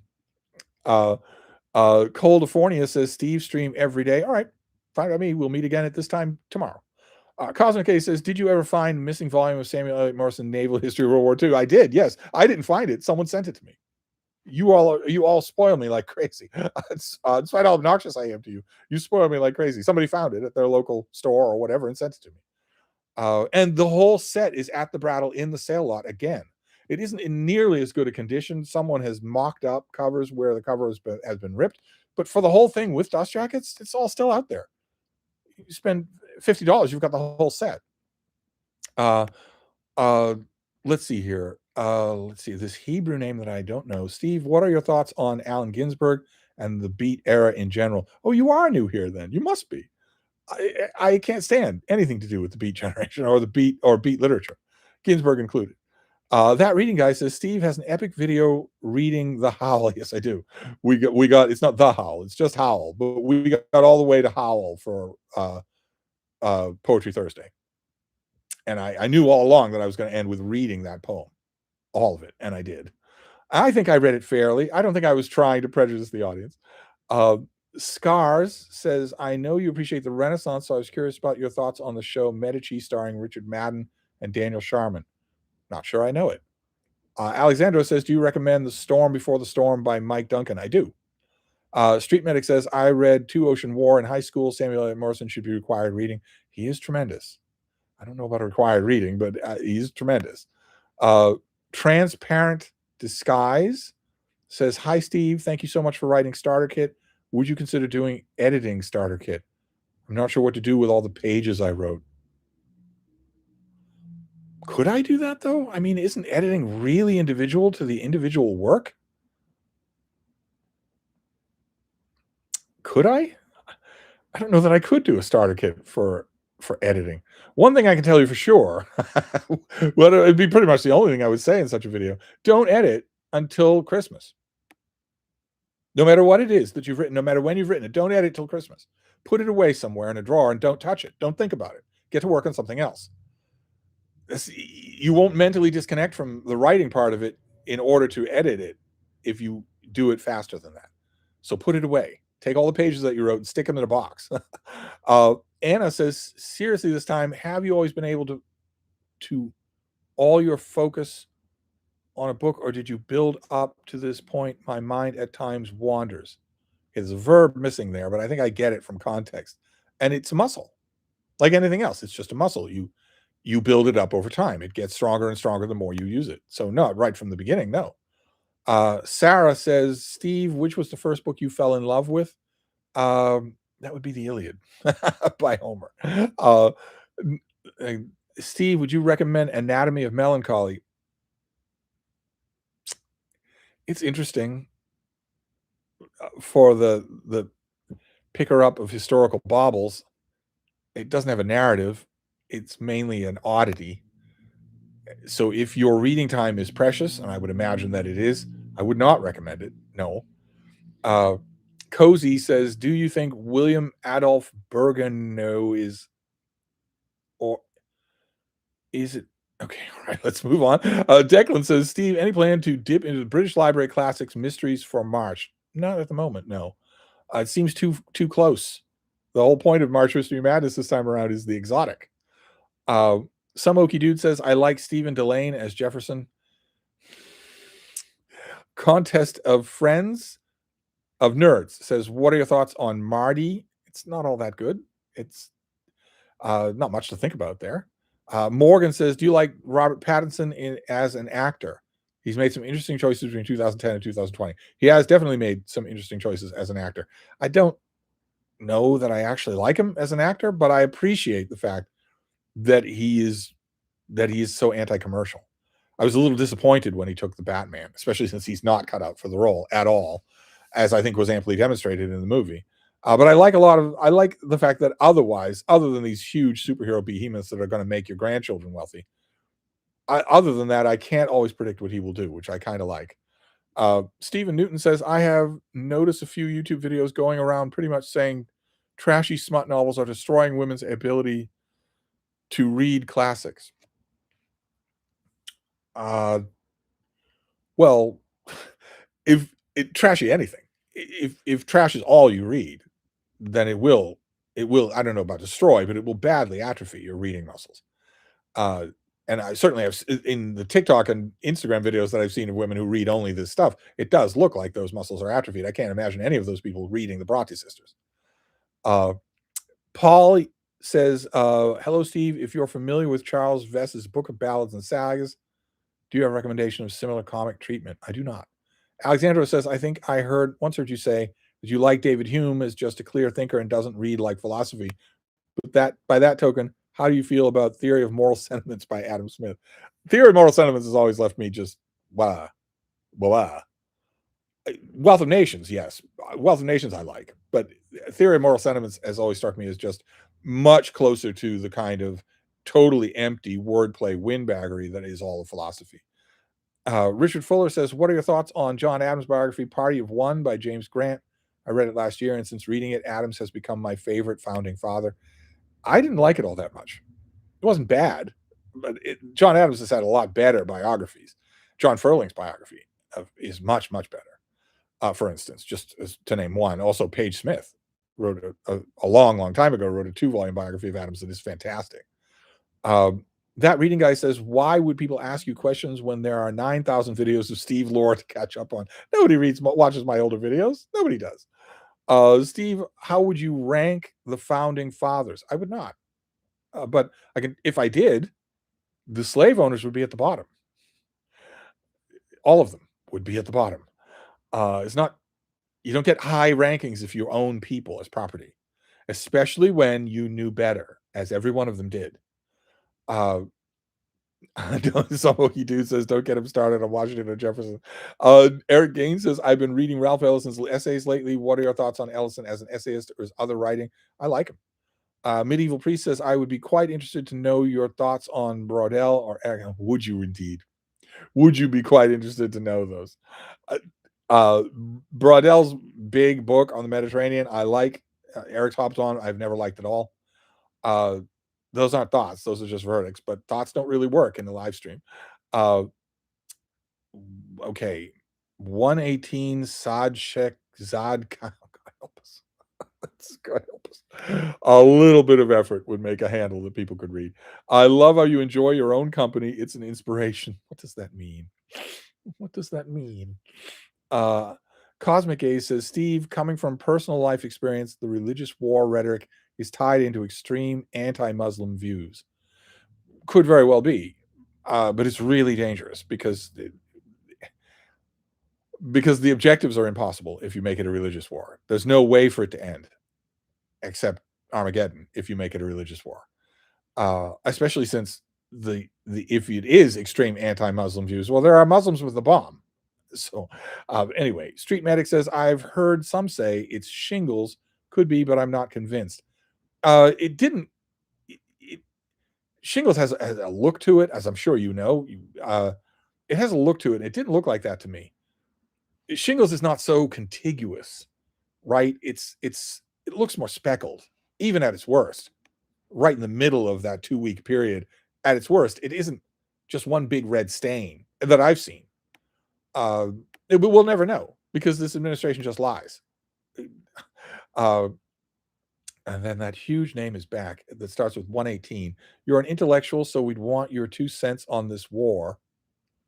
Well, you don't need an intellectual's 2 cents on this war.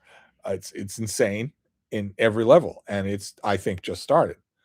Manny says, "Well, I'm really excited to start reading The Prime Minister. As much as I love the Eustace Diamonds, I miss the whole Palace of World that surrounded the Phineas novels." Yeah, you don't get it in all the Palace of books. You get it in enormous amounts in The Prime Minister. Some Okie dude says, "Mark Wayne Mullins, the bane of my state." Yeah, we went from bad to worse. They got rid of someone terrible and got in someone worse. Uh, someone who threatened to wanted to fight with a Teamster leader on the floor of the Senate had to be stopped from doing it by Bernie Sanders. An utter embarrassment. Uh, Declan says, "Oh, I'm sure Trump had his people short sell crude oil contracts. He'll make a load of money when the price comes down eventually. The ultimate in price manipulation. If the world doesn't end." Yeah. That reading guy says, "I can't read the word intellectual without saying it in Bertrand Russell's accent." Damien says, "Do you?" Oh, Damien, you made the chat jump. 25 people here. Uh, we have to go back to where you were. A lot of people here. There we go. Do you allot yourself a certain amount of time for current events? I'm struggling with reading time on books and current news. I check in periodically throughout the day, and then at a certain point in the evening, I just stop. Uh, Stephen Newton says, "I'm rewatching Star Trek Next Generation, and while it is enjoyable, I do not find it to be great TV." No, and I don't think a lot of Star Trek Next Gen fans would say it's great. There are things that are great. The Inner Light, for instance, or The Measure of a Man. Those are legitimately great episodes. But I think Next Gen fans loved it for something else. I didn't get this for a long time. I don't think they loved it for being great. I think they loved it for being so consistently good. Maybe they would contradict me about that. Cosmic K says, "What are your most sought after Library of America editions?" None. 118 says, "IDK." You can just type it out. If it's a good thing or a tragedy, but people should be in Congress are on BookTube. I can't think of anybody on BookTube that I would want in Congress. Jorge says, "Did you ever visit the Yasukuni Shrine in Japan? Is it true that Japanese downplay their World War II history?" Well, that the shrine's not ringing a bell, but I might have gone to it. I had hosts who were shrine crazy, willing to travel for a whole day on a train to get to one shrine. So I might have. I'd have to see a picture of it to really know. But my experiences, the times that I visited Japan, they did not talk about World War II at all. So that might still be true. Some Okie Dude says, "Also, I thought the Tudor era was your favorite era of history for whatever reason. Maybe it's your love of Wolf Hall." Well, it's hard when people say, "What are your favorite areas of history?" The Tudor area would be right up there. The Roman era, especially the first century of the empire. The Italian Renaissance would be right up there. The progressive era in the United States, the turn of the 20th century. It's hard to absolutely handicap. uh, uh, Scar says, Have you read any William Golding recommendations after reading Lord of the Flies, The Spire?" For you, a recommendation for you, I would recommend The Spire. Gandhi says, "I found Lahane's Small Mercies very cliched. The ending was over the top." Karen says, "There are 131 people here at 8:20. Oh, that can't be true. 120 people. Cosmic A says, "Was there ever a movie that for any reason you walked out of? If so, which?" No. I'm just Irish Catholic penny pinching enough not to walk out of something I've paid for. But I was really tempted. A few times I was really, really tempted. Gandhi says, "What are the Vegas odds on Robert Caro finishing the last volume of LBJ?" He's not going to finish the last volume of LBJ. He is not going to do that. He doesn't even think about it. He doesn't even think about it in the course of a week. And if you writers out there will know what that means, it means he's not going to finish it. So just get that idea right out of your pretty little head. Street Medic says, "You never hear much about Mon-El anymore." Well, look at how complicated his history has been with one retcon after another. Yeah, I mean, he couldn't be Mon-El when for 30 years DC had no Superboy. Well, you can't have Mon-El if you don't have a Superboy, so you got to come up with something else. Yeah, he's a terrific character. He's the least believable Legionnaire, less believable even than Triplicate Girl. But which Mon-El are you talking about when you talk about him? ADHD Reader says directors are nothing without their DP. Right. Yes. Jordan Freeman says, I started reading Killer Clown by Terry Sullivan about John Wayne Gacy, and it's so good. In your opinion, what is the gold standard true crime novel? The one that all others aspire to be as good as? A novel? I don't know. I don't even know what that would mean. I did like Killer Clown. Uh, Haga Sanders says, but when will you make your next Poetry Thursday video? I thought we retired Poetry Thursday with Howl. Didn't we? I thought we did. ADHD Reader says, your reading of Howl was my first time hearing it. I was not impressed. Gandhi says, do you think Trump will comment on Kai Bird's book on Roy Cohn when it's published later this year? I can't imagine why. Uh, maybe. I can't imagine why. I don't think he would want to draw attention to his association with Roy Cohn. Sebastian Weiss Writer, I'm late. I had to sit on the porch and ponder. Jason says there is a huge stack of World War II of Will Durant at my local used bookstore for very cheap. Should I pick it up? Absolutely. If you're looking to read history, absolutely you should. You can't go wrong with that set. You just can't. That reading guy says, did you end up getting that large writing or research job you mentioned previously related to the serial killer project you did? It is getting closer and closer. I bet it will be this week. I bet it will be Wednesday. And when the formal offer is tendered, well, then I've got a decision to make, and probably the conditions will be that I have the rest of the week and the weekend, let them know and start a business on Monday, and then I've got a decision to make. Do I do it or not? I honestly don't know where I will fall on that. I guess it will depend on the nature of the project, but any project is going to eat up a lot of time. And I kind of like spending my time the way I spend it, but I don't know. I don't know. The aforementioned Irish Catholic penny pinching doesn't want me to turn down the money. Uh, we will see. I don't even know the dimensions of what it would be. There are a couple of things that I'm really praying it isn't, especially if the money's really good, because then I would have to take it, even though I don't like the subject.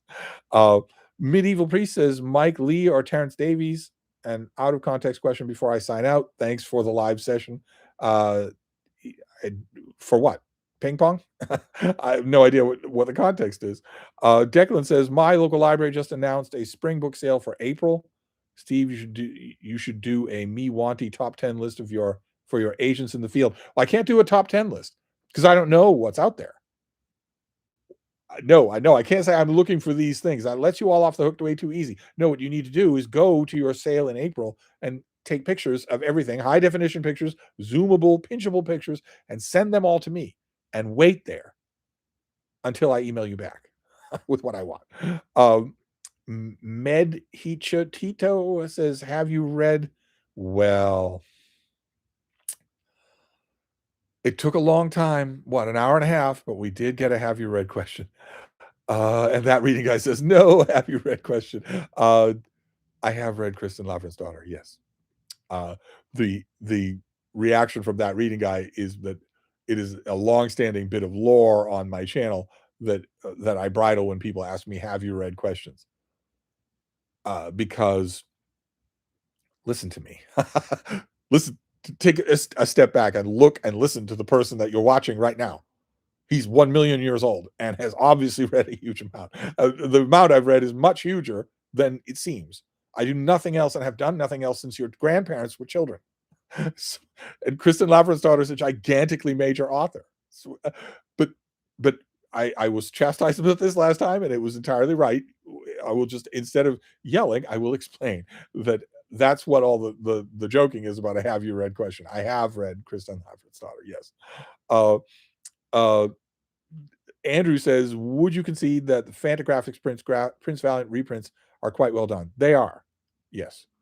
Yes, sorry, new here. Yes, right. And I agree with that. Welcome. You're welcome here. It's just an old thing. It's just an old joke that, and it inevitably happens. Someone new inevitably stumbles onto a video or onto a live stream and says, have you ever read Moby Dick or something like that? It's just, I've read a freakish amount. A freakish amount. So if you name a famous author, my answer is going to be yes. But anyway, Steve, do you have any stories of getting angry / furious in public? I try not to. I must never become angry. I must never get angry at all, in public or in private, or they'll come for me. Oh, there we go. Stop. Because I lose control, and that I must never, never do that. The last time that it happened was a few years ago on the sidewalk just outside my house, and it was bad. It could have been very, very bad. I was walking Frida, and this guy was coming down the sidewalk to this narrow sidewalk, so you have to sort of pass each other. And he was walking a great big dog, just a skinny guy walking a great big dog. And we were getting closer and closer, and Frida was interested, of course, and the dog was staring at her. And I thought, well, this guy's just letting his dog walk up, so he must know that the dog is okay with other dogs. And I was starting to say something to that effect once they were nose to nose, when I saw that his dog was going to attack Frida without any warning, without any vocalization. I saw that in a split instant and put myself in between. The dog hadn't been paying any attention to me at all. Had been concentrating solely on Frida, and I put myself in between, and the dog actually bit my thigh. Just teeth in and teeth out, just a quick puncher, barely any blood. And I backed away, and by that point, if you're new to the channel, none of this is going to make any sense to you. I have a way with dogs. I have a knack with dogs, not just my own dogs, but any dogs. And by the time I pulled away, that knack had already asserted itself, and the dog was horrified by what he had done. Horrified. And was just hovering there, just terrified of what I was going to do, because I was, by that point, very angry. And the guy said to me, "Hey, dude, are you okay?" And I said, "No, I'm not okay. Your dog just bit me." And I used a few adjectives in there. I said, "Your dog just bit me." And he looked me in the face with this blank, stoned expression in his eyes and said, "He's not my dog." Straight out of the Pink Panther, only in real life. And I lost my temper completely. I shifted out of English. I looked at his dog and told his dog, "Kill him."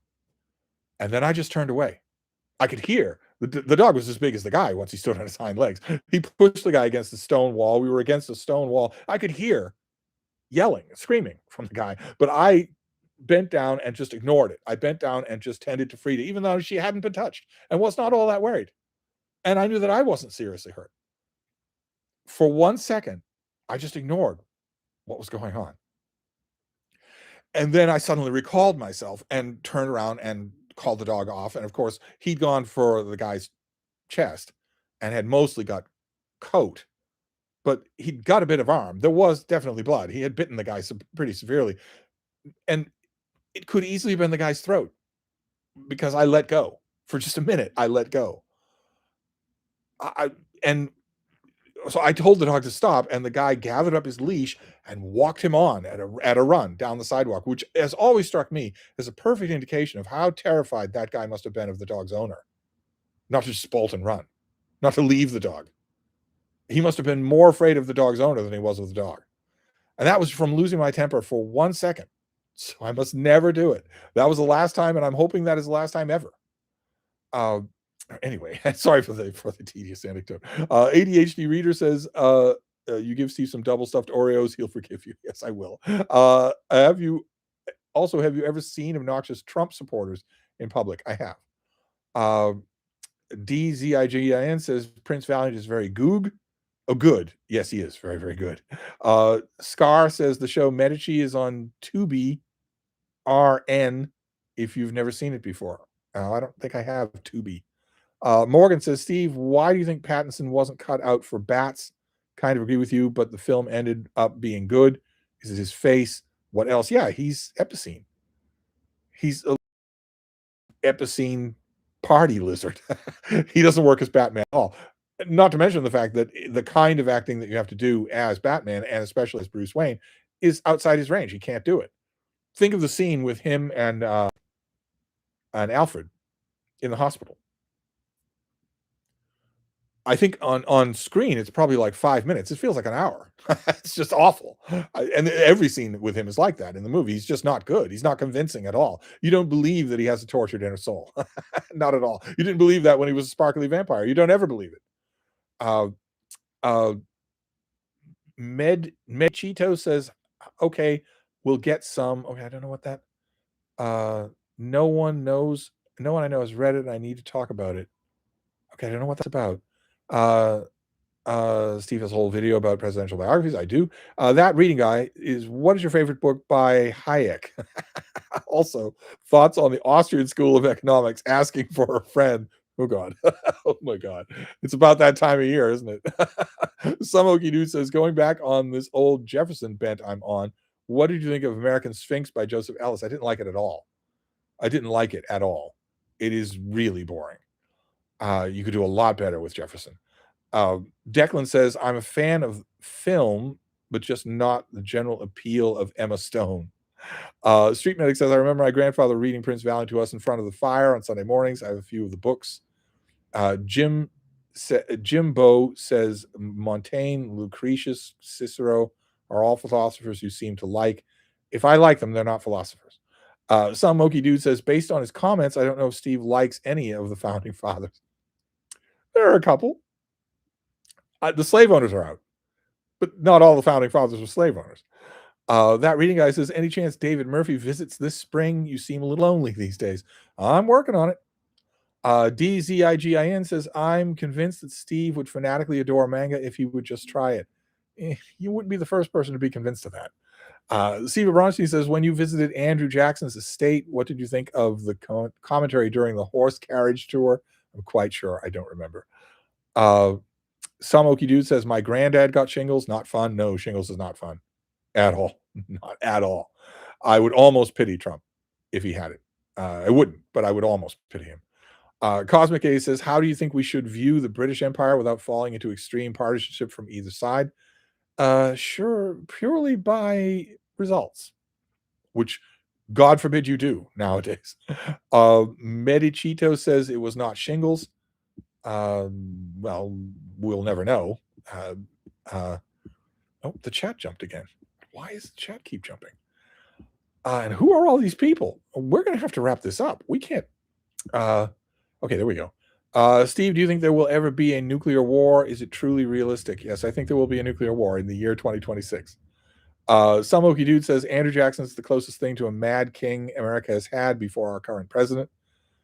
Street Medic says, I have a rather large section dedicated to philosophy in my library. I should make a shelf tour video and dedicate it to Steve. Some Okie Dude says Woodrow Wilson was also a weirdo. That reading guy says, I'm still waiting for Steve's biography of Woodrow Wilson. Steve, what are your thoughts on Cobb and Cork, Ireland? I have family who are there at the moment. What are my thoughts on the town? What are my thoughts on that? I must be misunderstanding. Manny says, how translatable is the Decameron? Very translatable. That reading guy says the shrine of BookTube is the Brattle. Yeah, I was there today. There was no one stopped me. No one said hi. I said hi to some customers. I talked to some customers. HOBO Giant Steve, I didn't see Cuba Fruit on your top novels of 2025, but it seemed you really liked it. How close was it to making it? I could have sworn Cuba Fruit was on my list for best debuts. ADHD Reader said, what, Steve, your favorite is not a Canadian history? How can that be? No. Pierre Burton. Never read anything by Pierre Burton I didn't love. Hega Sanders says, how readable do you find Flavius Josephus? Not at all.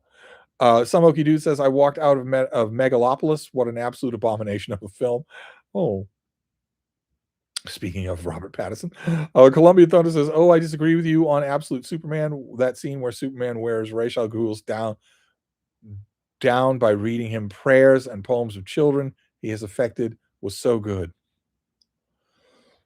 No, it wasn't. It was really, really bad. What on earth? Street Medic says, I have a Library of America copy of Charles Chestnut stories I picked up at a free bookstore in Chicago. Steve, do you think you will reach 22,000 subscribers? No, this channel will never, in fact, reach 22,000 subscribers. Do you mean Mon-El DeBarge? That guy could sing. No, I mean Mon-El Largand from Daxim. Cozy says, when roughly did you visit Cincinnati and did you like it? Would probably been in the 1830s, and I did. Boonton says, hear me out. Reboot Poetry Thursday as Poetry Rant Thursday.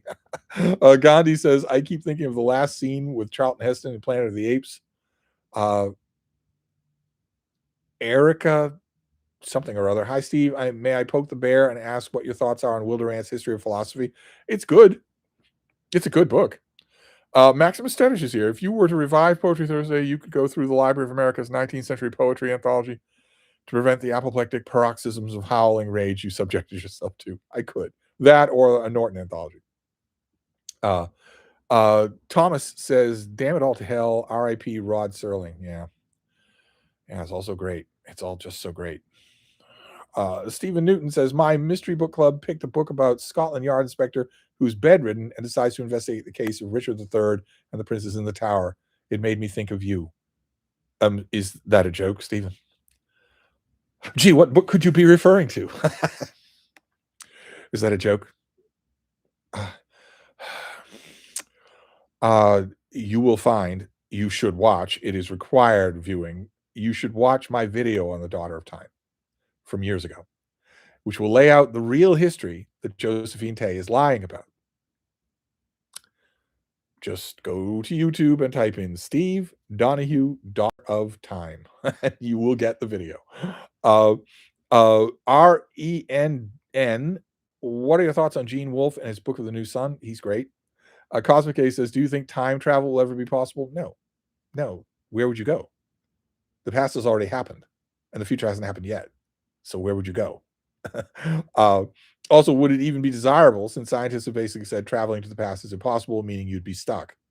The past isn't a place. It's stuff that's already happened. So where would you go? Traveling is going from one place to another. Some Okie Dude says, what are your thoughts on James Robinson's Starman? I'm considering reading it this summer. Well, considering the run that we've had on comics so far tonight, I bet you can guess what my thoughts are. I bet you'd be willing to bet a digit on my thoughts. I hated it. It's junk. That reading guy says, you should have BookTube fundraise your next writing project, 1,000-page intellectual biography or a novel combining gay hockey romance and tentacle fiction. You pick, we pay. I don't know how viable fundraising is. I really don't. I don't know how I would go about it or how I'd be accountable. What if I were to announce a project, fundraise a project? Alex Serrando did a fundraiser for a book of my pieces on American presidents, but he did all that end himself. I never knew how he did it. I don't know. I can't help but think that fundraising would be less lucrative than, for instance, my Substack. And my Substack is not enough to let me quit my job at the Box Factory. So a book, I would think, would be even less of a way to do that. Allison Talks Books is back. I believe when people do those have you read questions, they are also implicitly asking for opinion on those books. Yeah, well, they could do that, couldn't they? Instead of asking me if I've ever read Kristen Lambert's Daughter. But I understand. I'm being very tolerant. I was called on the carpet for it, and I've learned my way. Street Medic says Durant's Story of Philosophy is probably the best. Russell's History of Western Philosophy is also good, as is Copleston, but there are a greater investment of time. Dylan says, Steve, hello. Currently reading Vigil by George Sanders. Good God, what on earth happened? It's so irritating and falls so flat. I'm questioning if I even like his previous work. Don't go that far. You know you like his previous work. I agree with you about Vigil. I agree completely. But don't let it poison your appreciation for what you know was good. I have no idea what happened. If you're asking for some sort of insider information, I don't have any. I have no idea what happened. Thomas says, are the Detective D from Taiwan or Hong Kong, I don't know, movies connected to Judge D mysteries? I don't know them. I assume they are. Street Medic says, maybe that dog just thought you didn't taste good. Street Medic says, I have one Judge D book. Paul says, noting the have you read point, I thoroughly enjoyed the Randy Ray's video on BookTube comment etiquette, especially his entreaty to participants to move the conversation forward. Yes, it was a very good video. Very, very good video. Hannah's Books is back. I always picture you turning green and growing enormous muscles that shed your clothing whenever you get angry. No, nothing dramatic, but it's really bad. It is really bad to be in free fall. Most people don't ever feel it.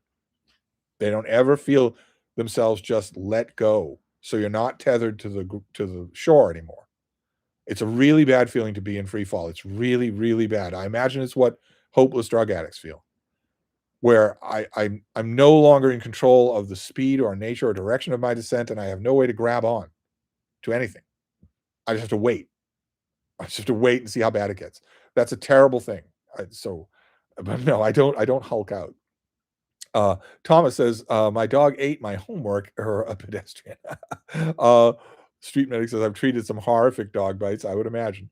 Cosmic A says, do you agree with the internet that actress Samara Weaving would make a good Harley Quinn in the film? I don't know who that is.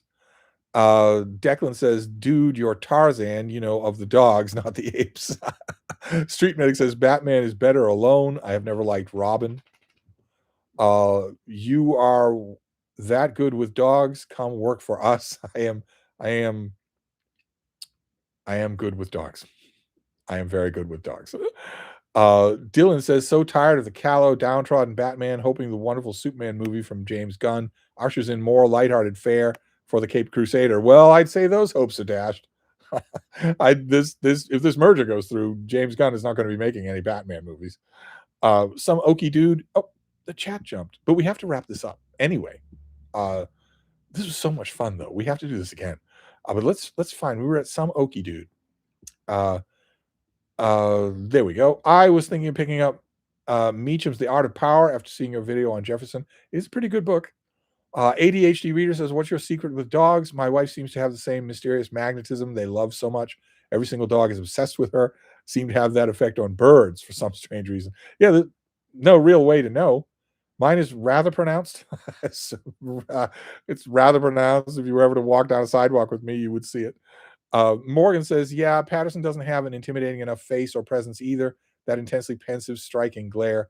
Did you think Bale was a better choice? No, Christian Bale is a terrible, terrible choice. Terrible. Just terrible. No, I don't know who I would pick for Batman, but it wouldn't have been Robert Pattinson in a million years. Not in a million years. I would probably pick somebody new. I would get an unknown to do Batman, and just tell him, go for the role, make it yours. If you make it yours and the fans love you, you can have 4 movies. That's what I would do. Like, for instance, George Hawkins, who plays Darim on Starfleet Academy. His first major acting role. After the second season is already shot and filmed, there will not be a third season. Snap him up, make him Batman, and throw him into the role. There you go. There you go. Let's see here. Thomas says, Mike Richardson out at Dark Horse Comics. Thoughts? No thoughts at all. Steve Bronstein says, how anti-Semitic was Fred Trump? Incredibly anti-Semitic. That reading guy says, have you read any good fiction yet this year? Barely any. I don't know how to say Daniel's last name. I don't know how to pronounce his last name. But he wrote a terrific book. And I don't remember the name. Let me find it instead of just constantly. I've got Amazon up here anyway.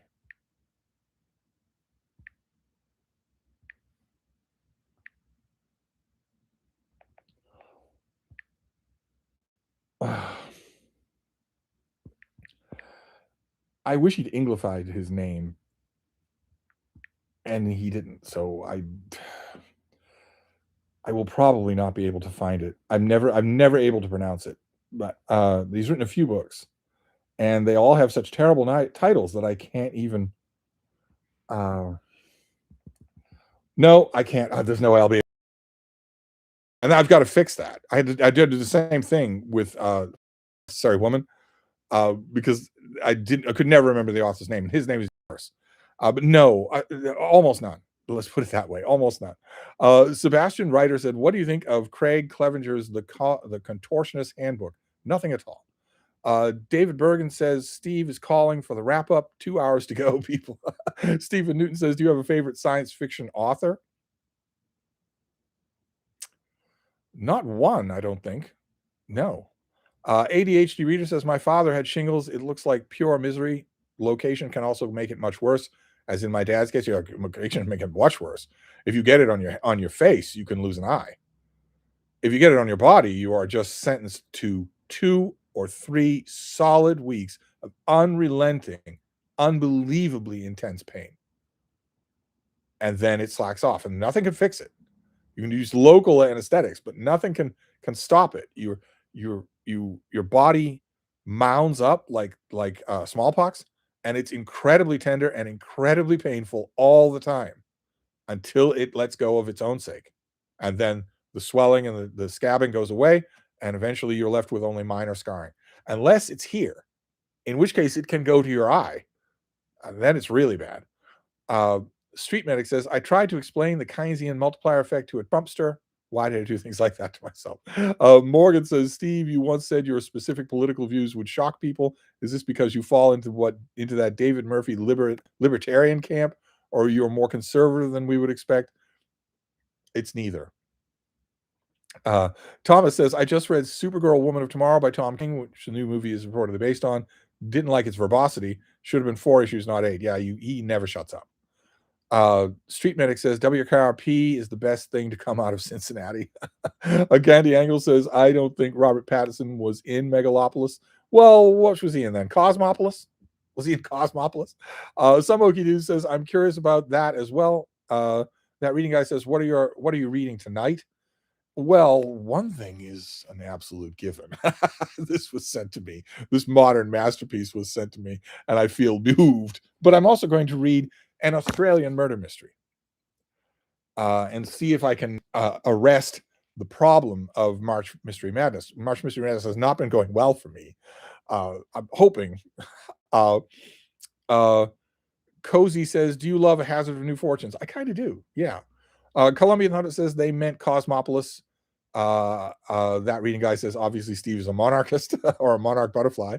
Hega Sanders says, what would your recommendation be for most arms race between Kaiser and England before the First World War?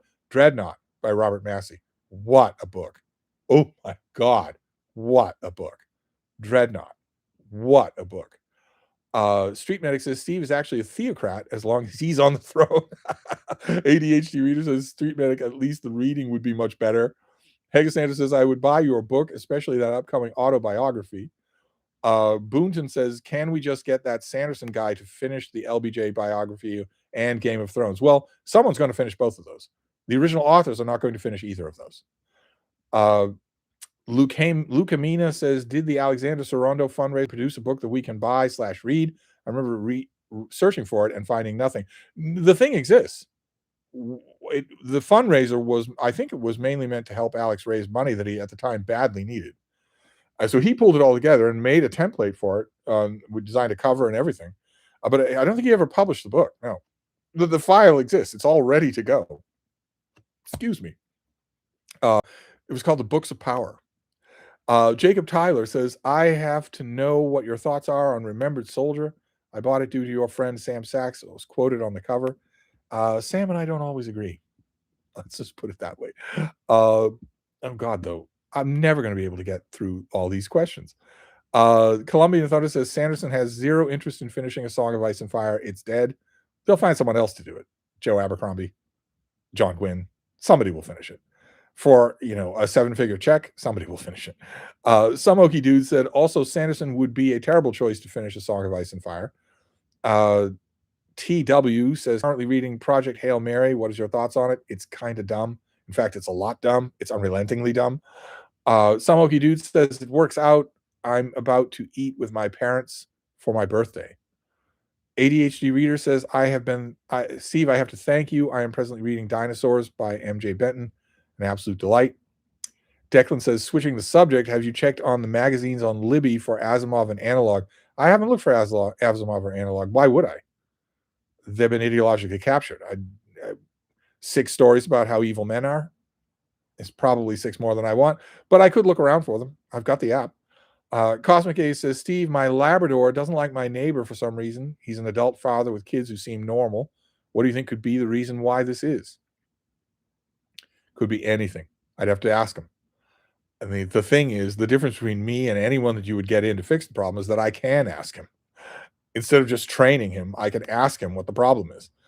But I'm not going to meet him. Colombian Thunder says John Fosse is the new Batman. Some Okie dude says, anyway, take care, everyone. I'm headed out now. Must read more says, what do you think of Timothy Dalton as James Bond?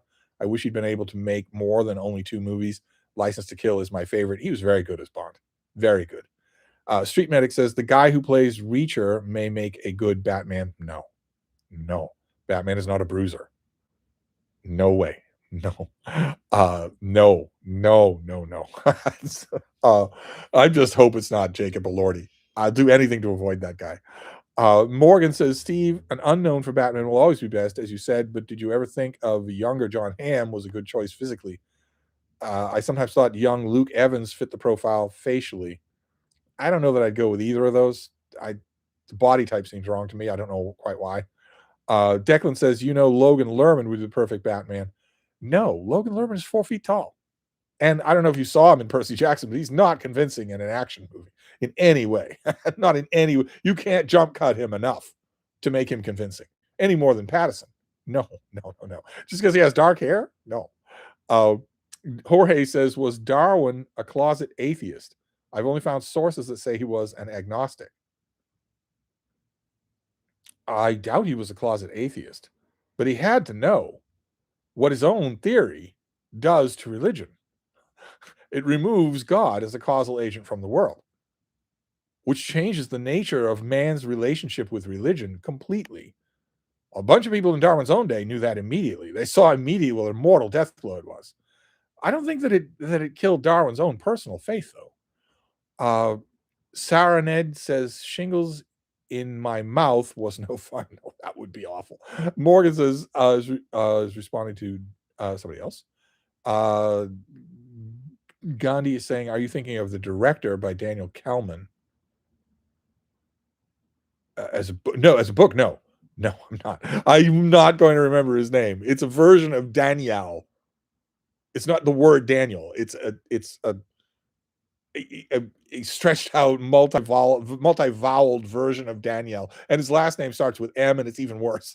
I really need to just get it under control so that I can mention, especially since his latest book, his new book, which I don't think is out yet, is really, really good.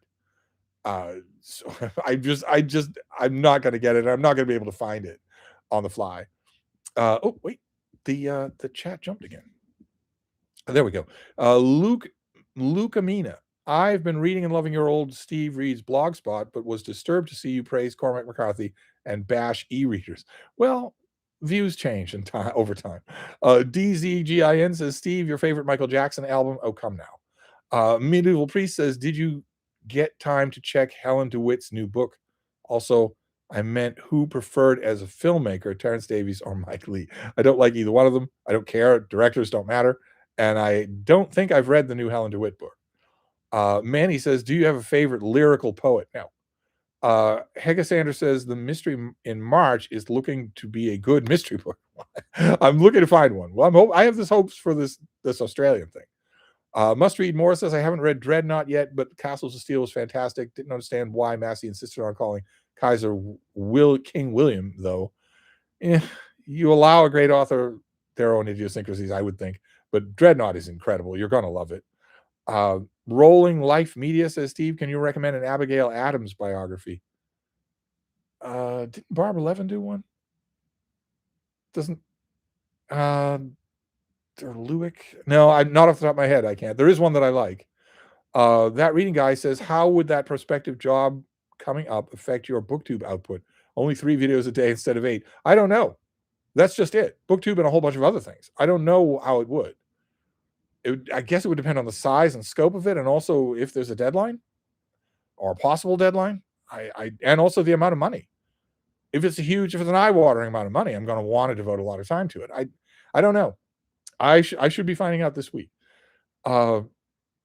DZIGIN says, does the name of the rose count for March Mystery Madness? It does, sure. Maximus Tedder says, thought on the recent Timothy Chalamet controversy. Yeah, we covered this back up in the chat. I think it just shows that he's a moron. That's all. He's an uncultured lout. Barcode says, hi, Steve. What do you think about Twin Peaks and Agent Dale Cooper as a detective? It violates the rules of mystery you read in your March Mystery Madness intro. Supernatural intuition, yet great. Twin Peaks has never done anything for me. Declan says, good night, Steve. Cosmic A says, are the Brian Herbert Dune sequels worth reading? I would once upon a time have said no, but I've been rereading them in the paperbacks that the publisher's been sending me, and they are better than I remembered. They're nowhere near as good as Frank Herbert's books, but they are worth reading, sure. Columbian Thunder says, I don't know who's worse, Jacob Elordi or Austin Butler. Yeah, bound to be one of them for Batman. Brad Pitt as Batman? No, he's 70. No. Morgan says, John Hamm is a big guy, having seen him on Mad Men. Large chest with a giant chin. Looked like an illustrations of Batman. Evans is also a big guy. Both opportunities missed now, sadly. Patton Oswalt as Batman. Oh, wait, Steve praised McCarthy once. Are we sure that it was Steve? Bob Hoskins as Batman. Morgan says, enjoy your evening. ADHD reader says, you can pick Batman without considering him as Bruce Wayne first. Otherwise, it won't work at all. I thought Patterson worked as a beginner Batman, but not the accomplished hero he becomes. It's impossible to take him seriously. When he first meets the Penguin, and the Penguin says, "Calm down, sweetheart." That should be everybody's reaction all throughout the movie. It just wasn't convincing ever. Jorge says, "Do you have a favorite book about the Big Bang?" No. The whole shebang is really good, but it's not just about the Big Bang. That reading guy says, I'm loving your mammoth videos, but I can't help but notice you wrote about a mammoth but never made a video on it. Yeah, I have a life outside of BookTube.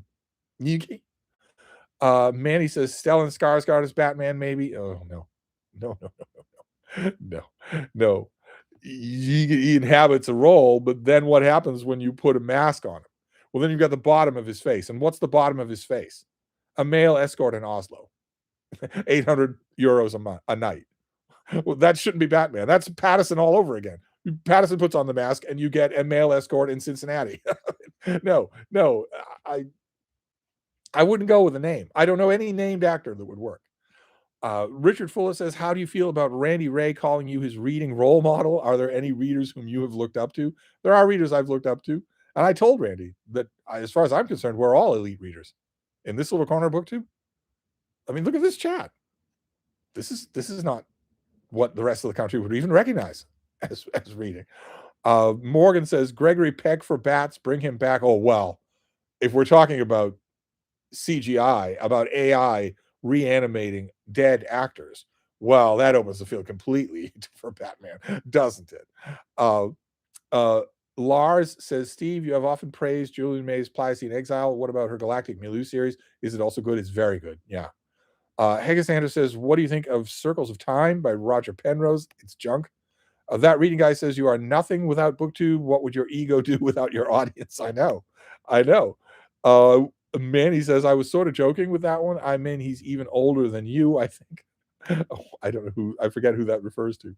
Cozy says, why so much Cincinnati slander? I know, that was a total, I didn't mean anything. It just happened to spring to mind because of the chat. We shouldn't be picking on Cincinnati. Why so much Cincinnati slander? I love these chats. Thomas says, my dog ate Batman costume. Enough. ADHD reader, Henry Cavill could work as Batman. No, not at all. If he was a better actor. No, not at all. We have a different idea of what we should be looking for here. Colombian Thunder says maybe a young Paul Newman would have worked. Certainly a good Bruce Wayne, I think. Yeah, I was thinking, I guess I'm on a totally different Batman wavelength. I would think a 24-year-old Marlon Brando before I would think of Paul Newman.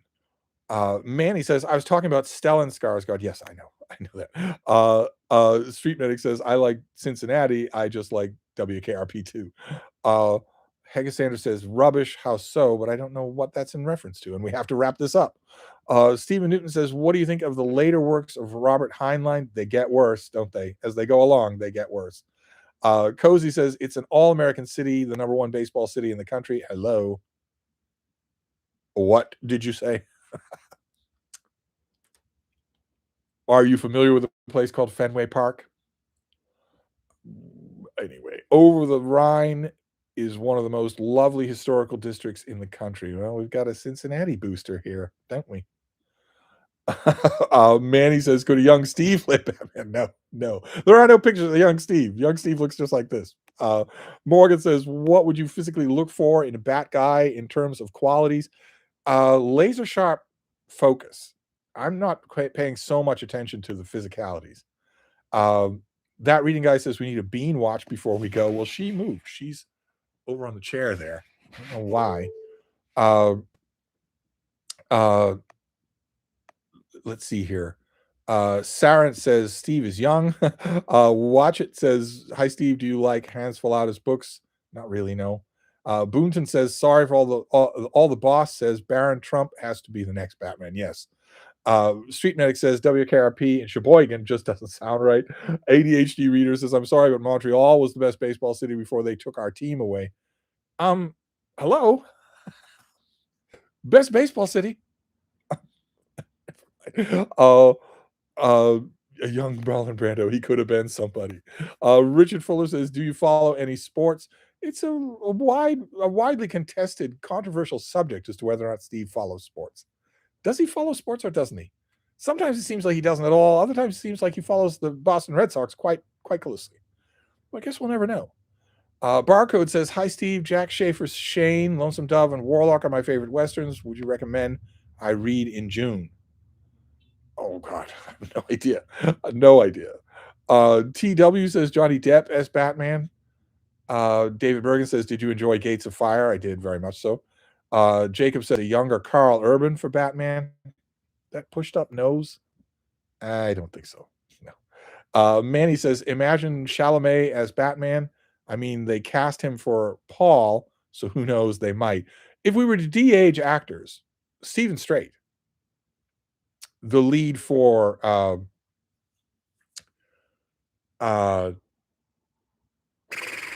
what's it called? The science fiction series on TV. I'm blanking on the name. Uh, with the Rocinante, the Starship, the Rocinante. They had Thomas Jane in it. What's the name of that show? Stephen Strait was the lead actor in it, and he would make a great Batman. Uh, uh, Hegasander says, "How is Penrose's book rubbish in the literary sense or the physics sense? In both senses, it's just garbage." Morgan says, "Tilda Swinton as bats. Let's get it. Laser focus and laser color hair too." Timothy Chalamet as Batman is almost inevitable. He wanted to be Spider-Man. It's almost inevitable to get him as a superhero at some point. He's bad enough as Paul Atreides. Coldifornia says, "Is the Balkan trilogy by Olivia Manning worth reading?" It's excellent.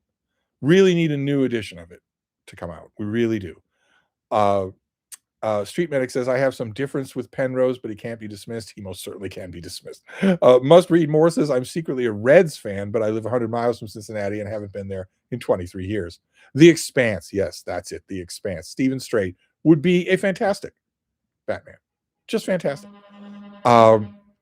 Tilda Swinton as Doctor Who. ADHD reader says Stephen Strait has the looks, but the acting, you don't need much acting for Batman. The more acting you bring to Batman, the worse it is. You don't need to do much as Batman, and he can do what you need to do. Jorge says, "Is romantic poetry accessible if you haven't read much poetry?" Sure, it is. Yeah.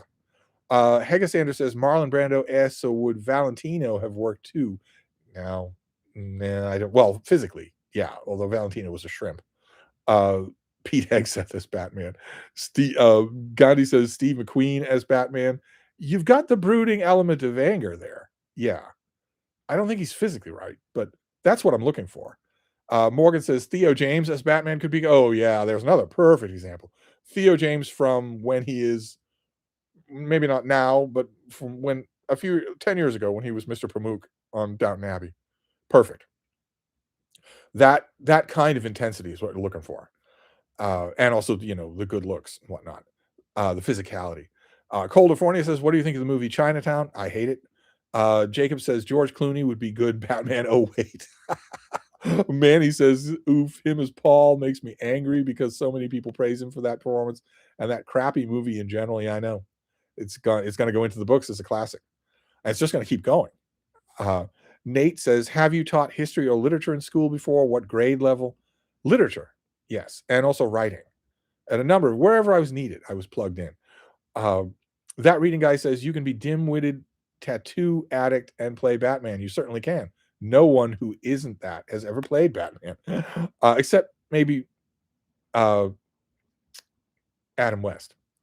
Uh, David Bergen says Robin Song reads as Robin, and what happens when he has to punch somebody? And just shatters his hand completely. Must read more says 80s Timothy Dalton as Batman.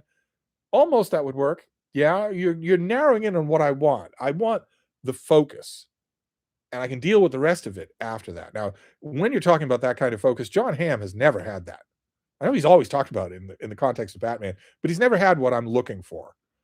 And 1980s Timothy Dalton did have that kind of thing. Uh, Morgan says James is only 41. He can do it. No, he can't do it. No, he can't do it. He's really good 41, but he can't do it. Hegseth as Batmite. Thomas says, have you finished A Company of Readers yet? I'm interested. I did. I loved it. ADHD Reader says, oh, I could go for Theo James. I think he's too old to do it now, but de-aged Theo James, sure.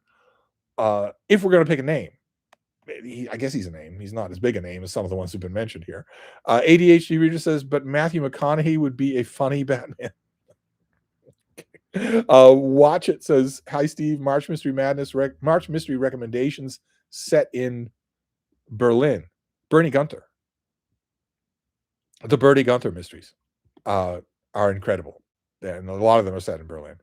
Manny says, do you like the movie Begonia? By the way, no. TW says, have you ever considered going on Jeopardy? You could win. No, I know how it would turn out. It would be like Cliff Clavin from Cheers going on Jeopardy, where every category is about mail delivery, and he freezes.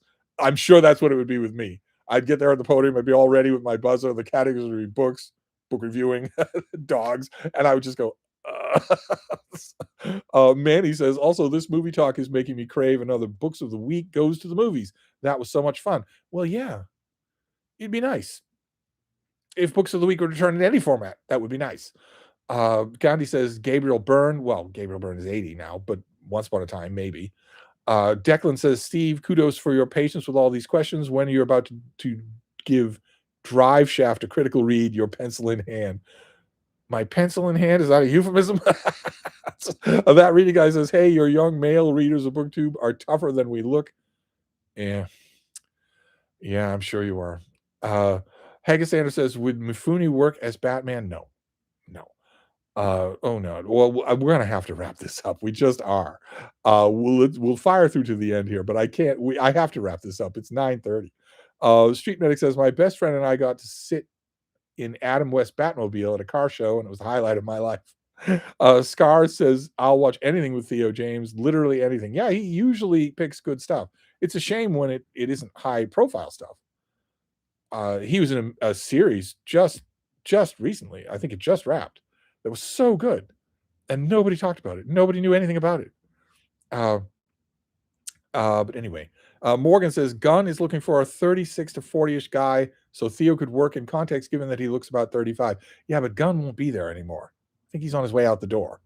Colombian says, all right, Joker. Geese Howard says, are the Harvard Loeb translations of Ovid too literal or just fine? They're just fine. They're not meant to capture anything, and they don't, but they're just fine.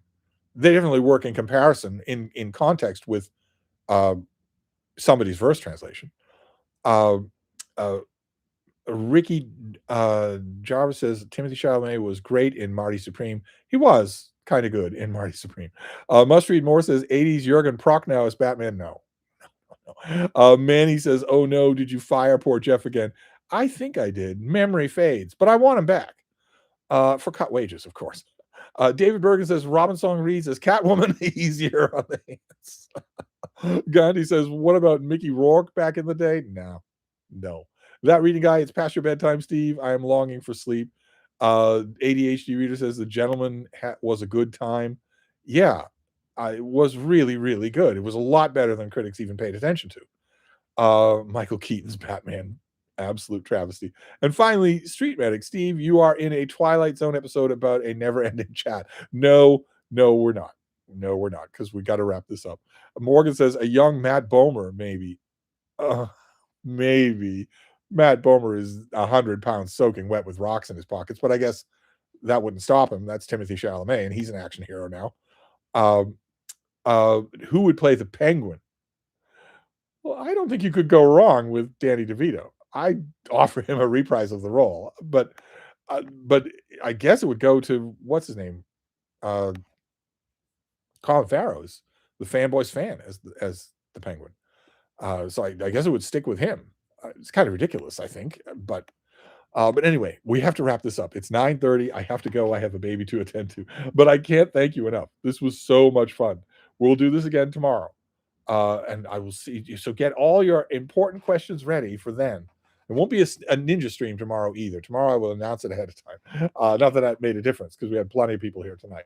So I'll wrap this up and go back to writing and watching the news. Who knows what world shattering events have happened just while we've been doing this stream? And I'll also be reading Drive Shaft. God help me. But I'll be back. Thank you all so much. Oh man, this is just so much fun.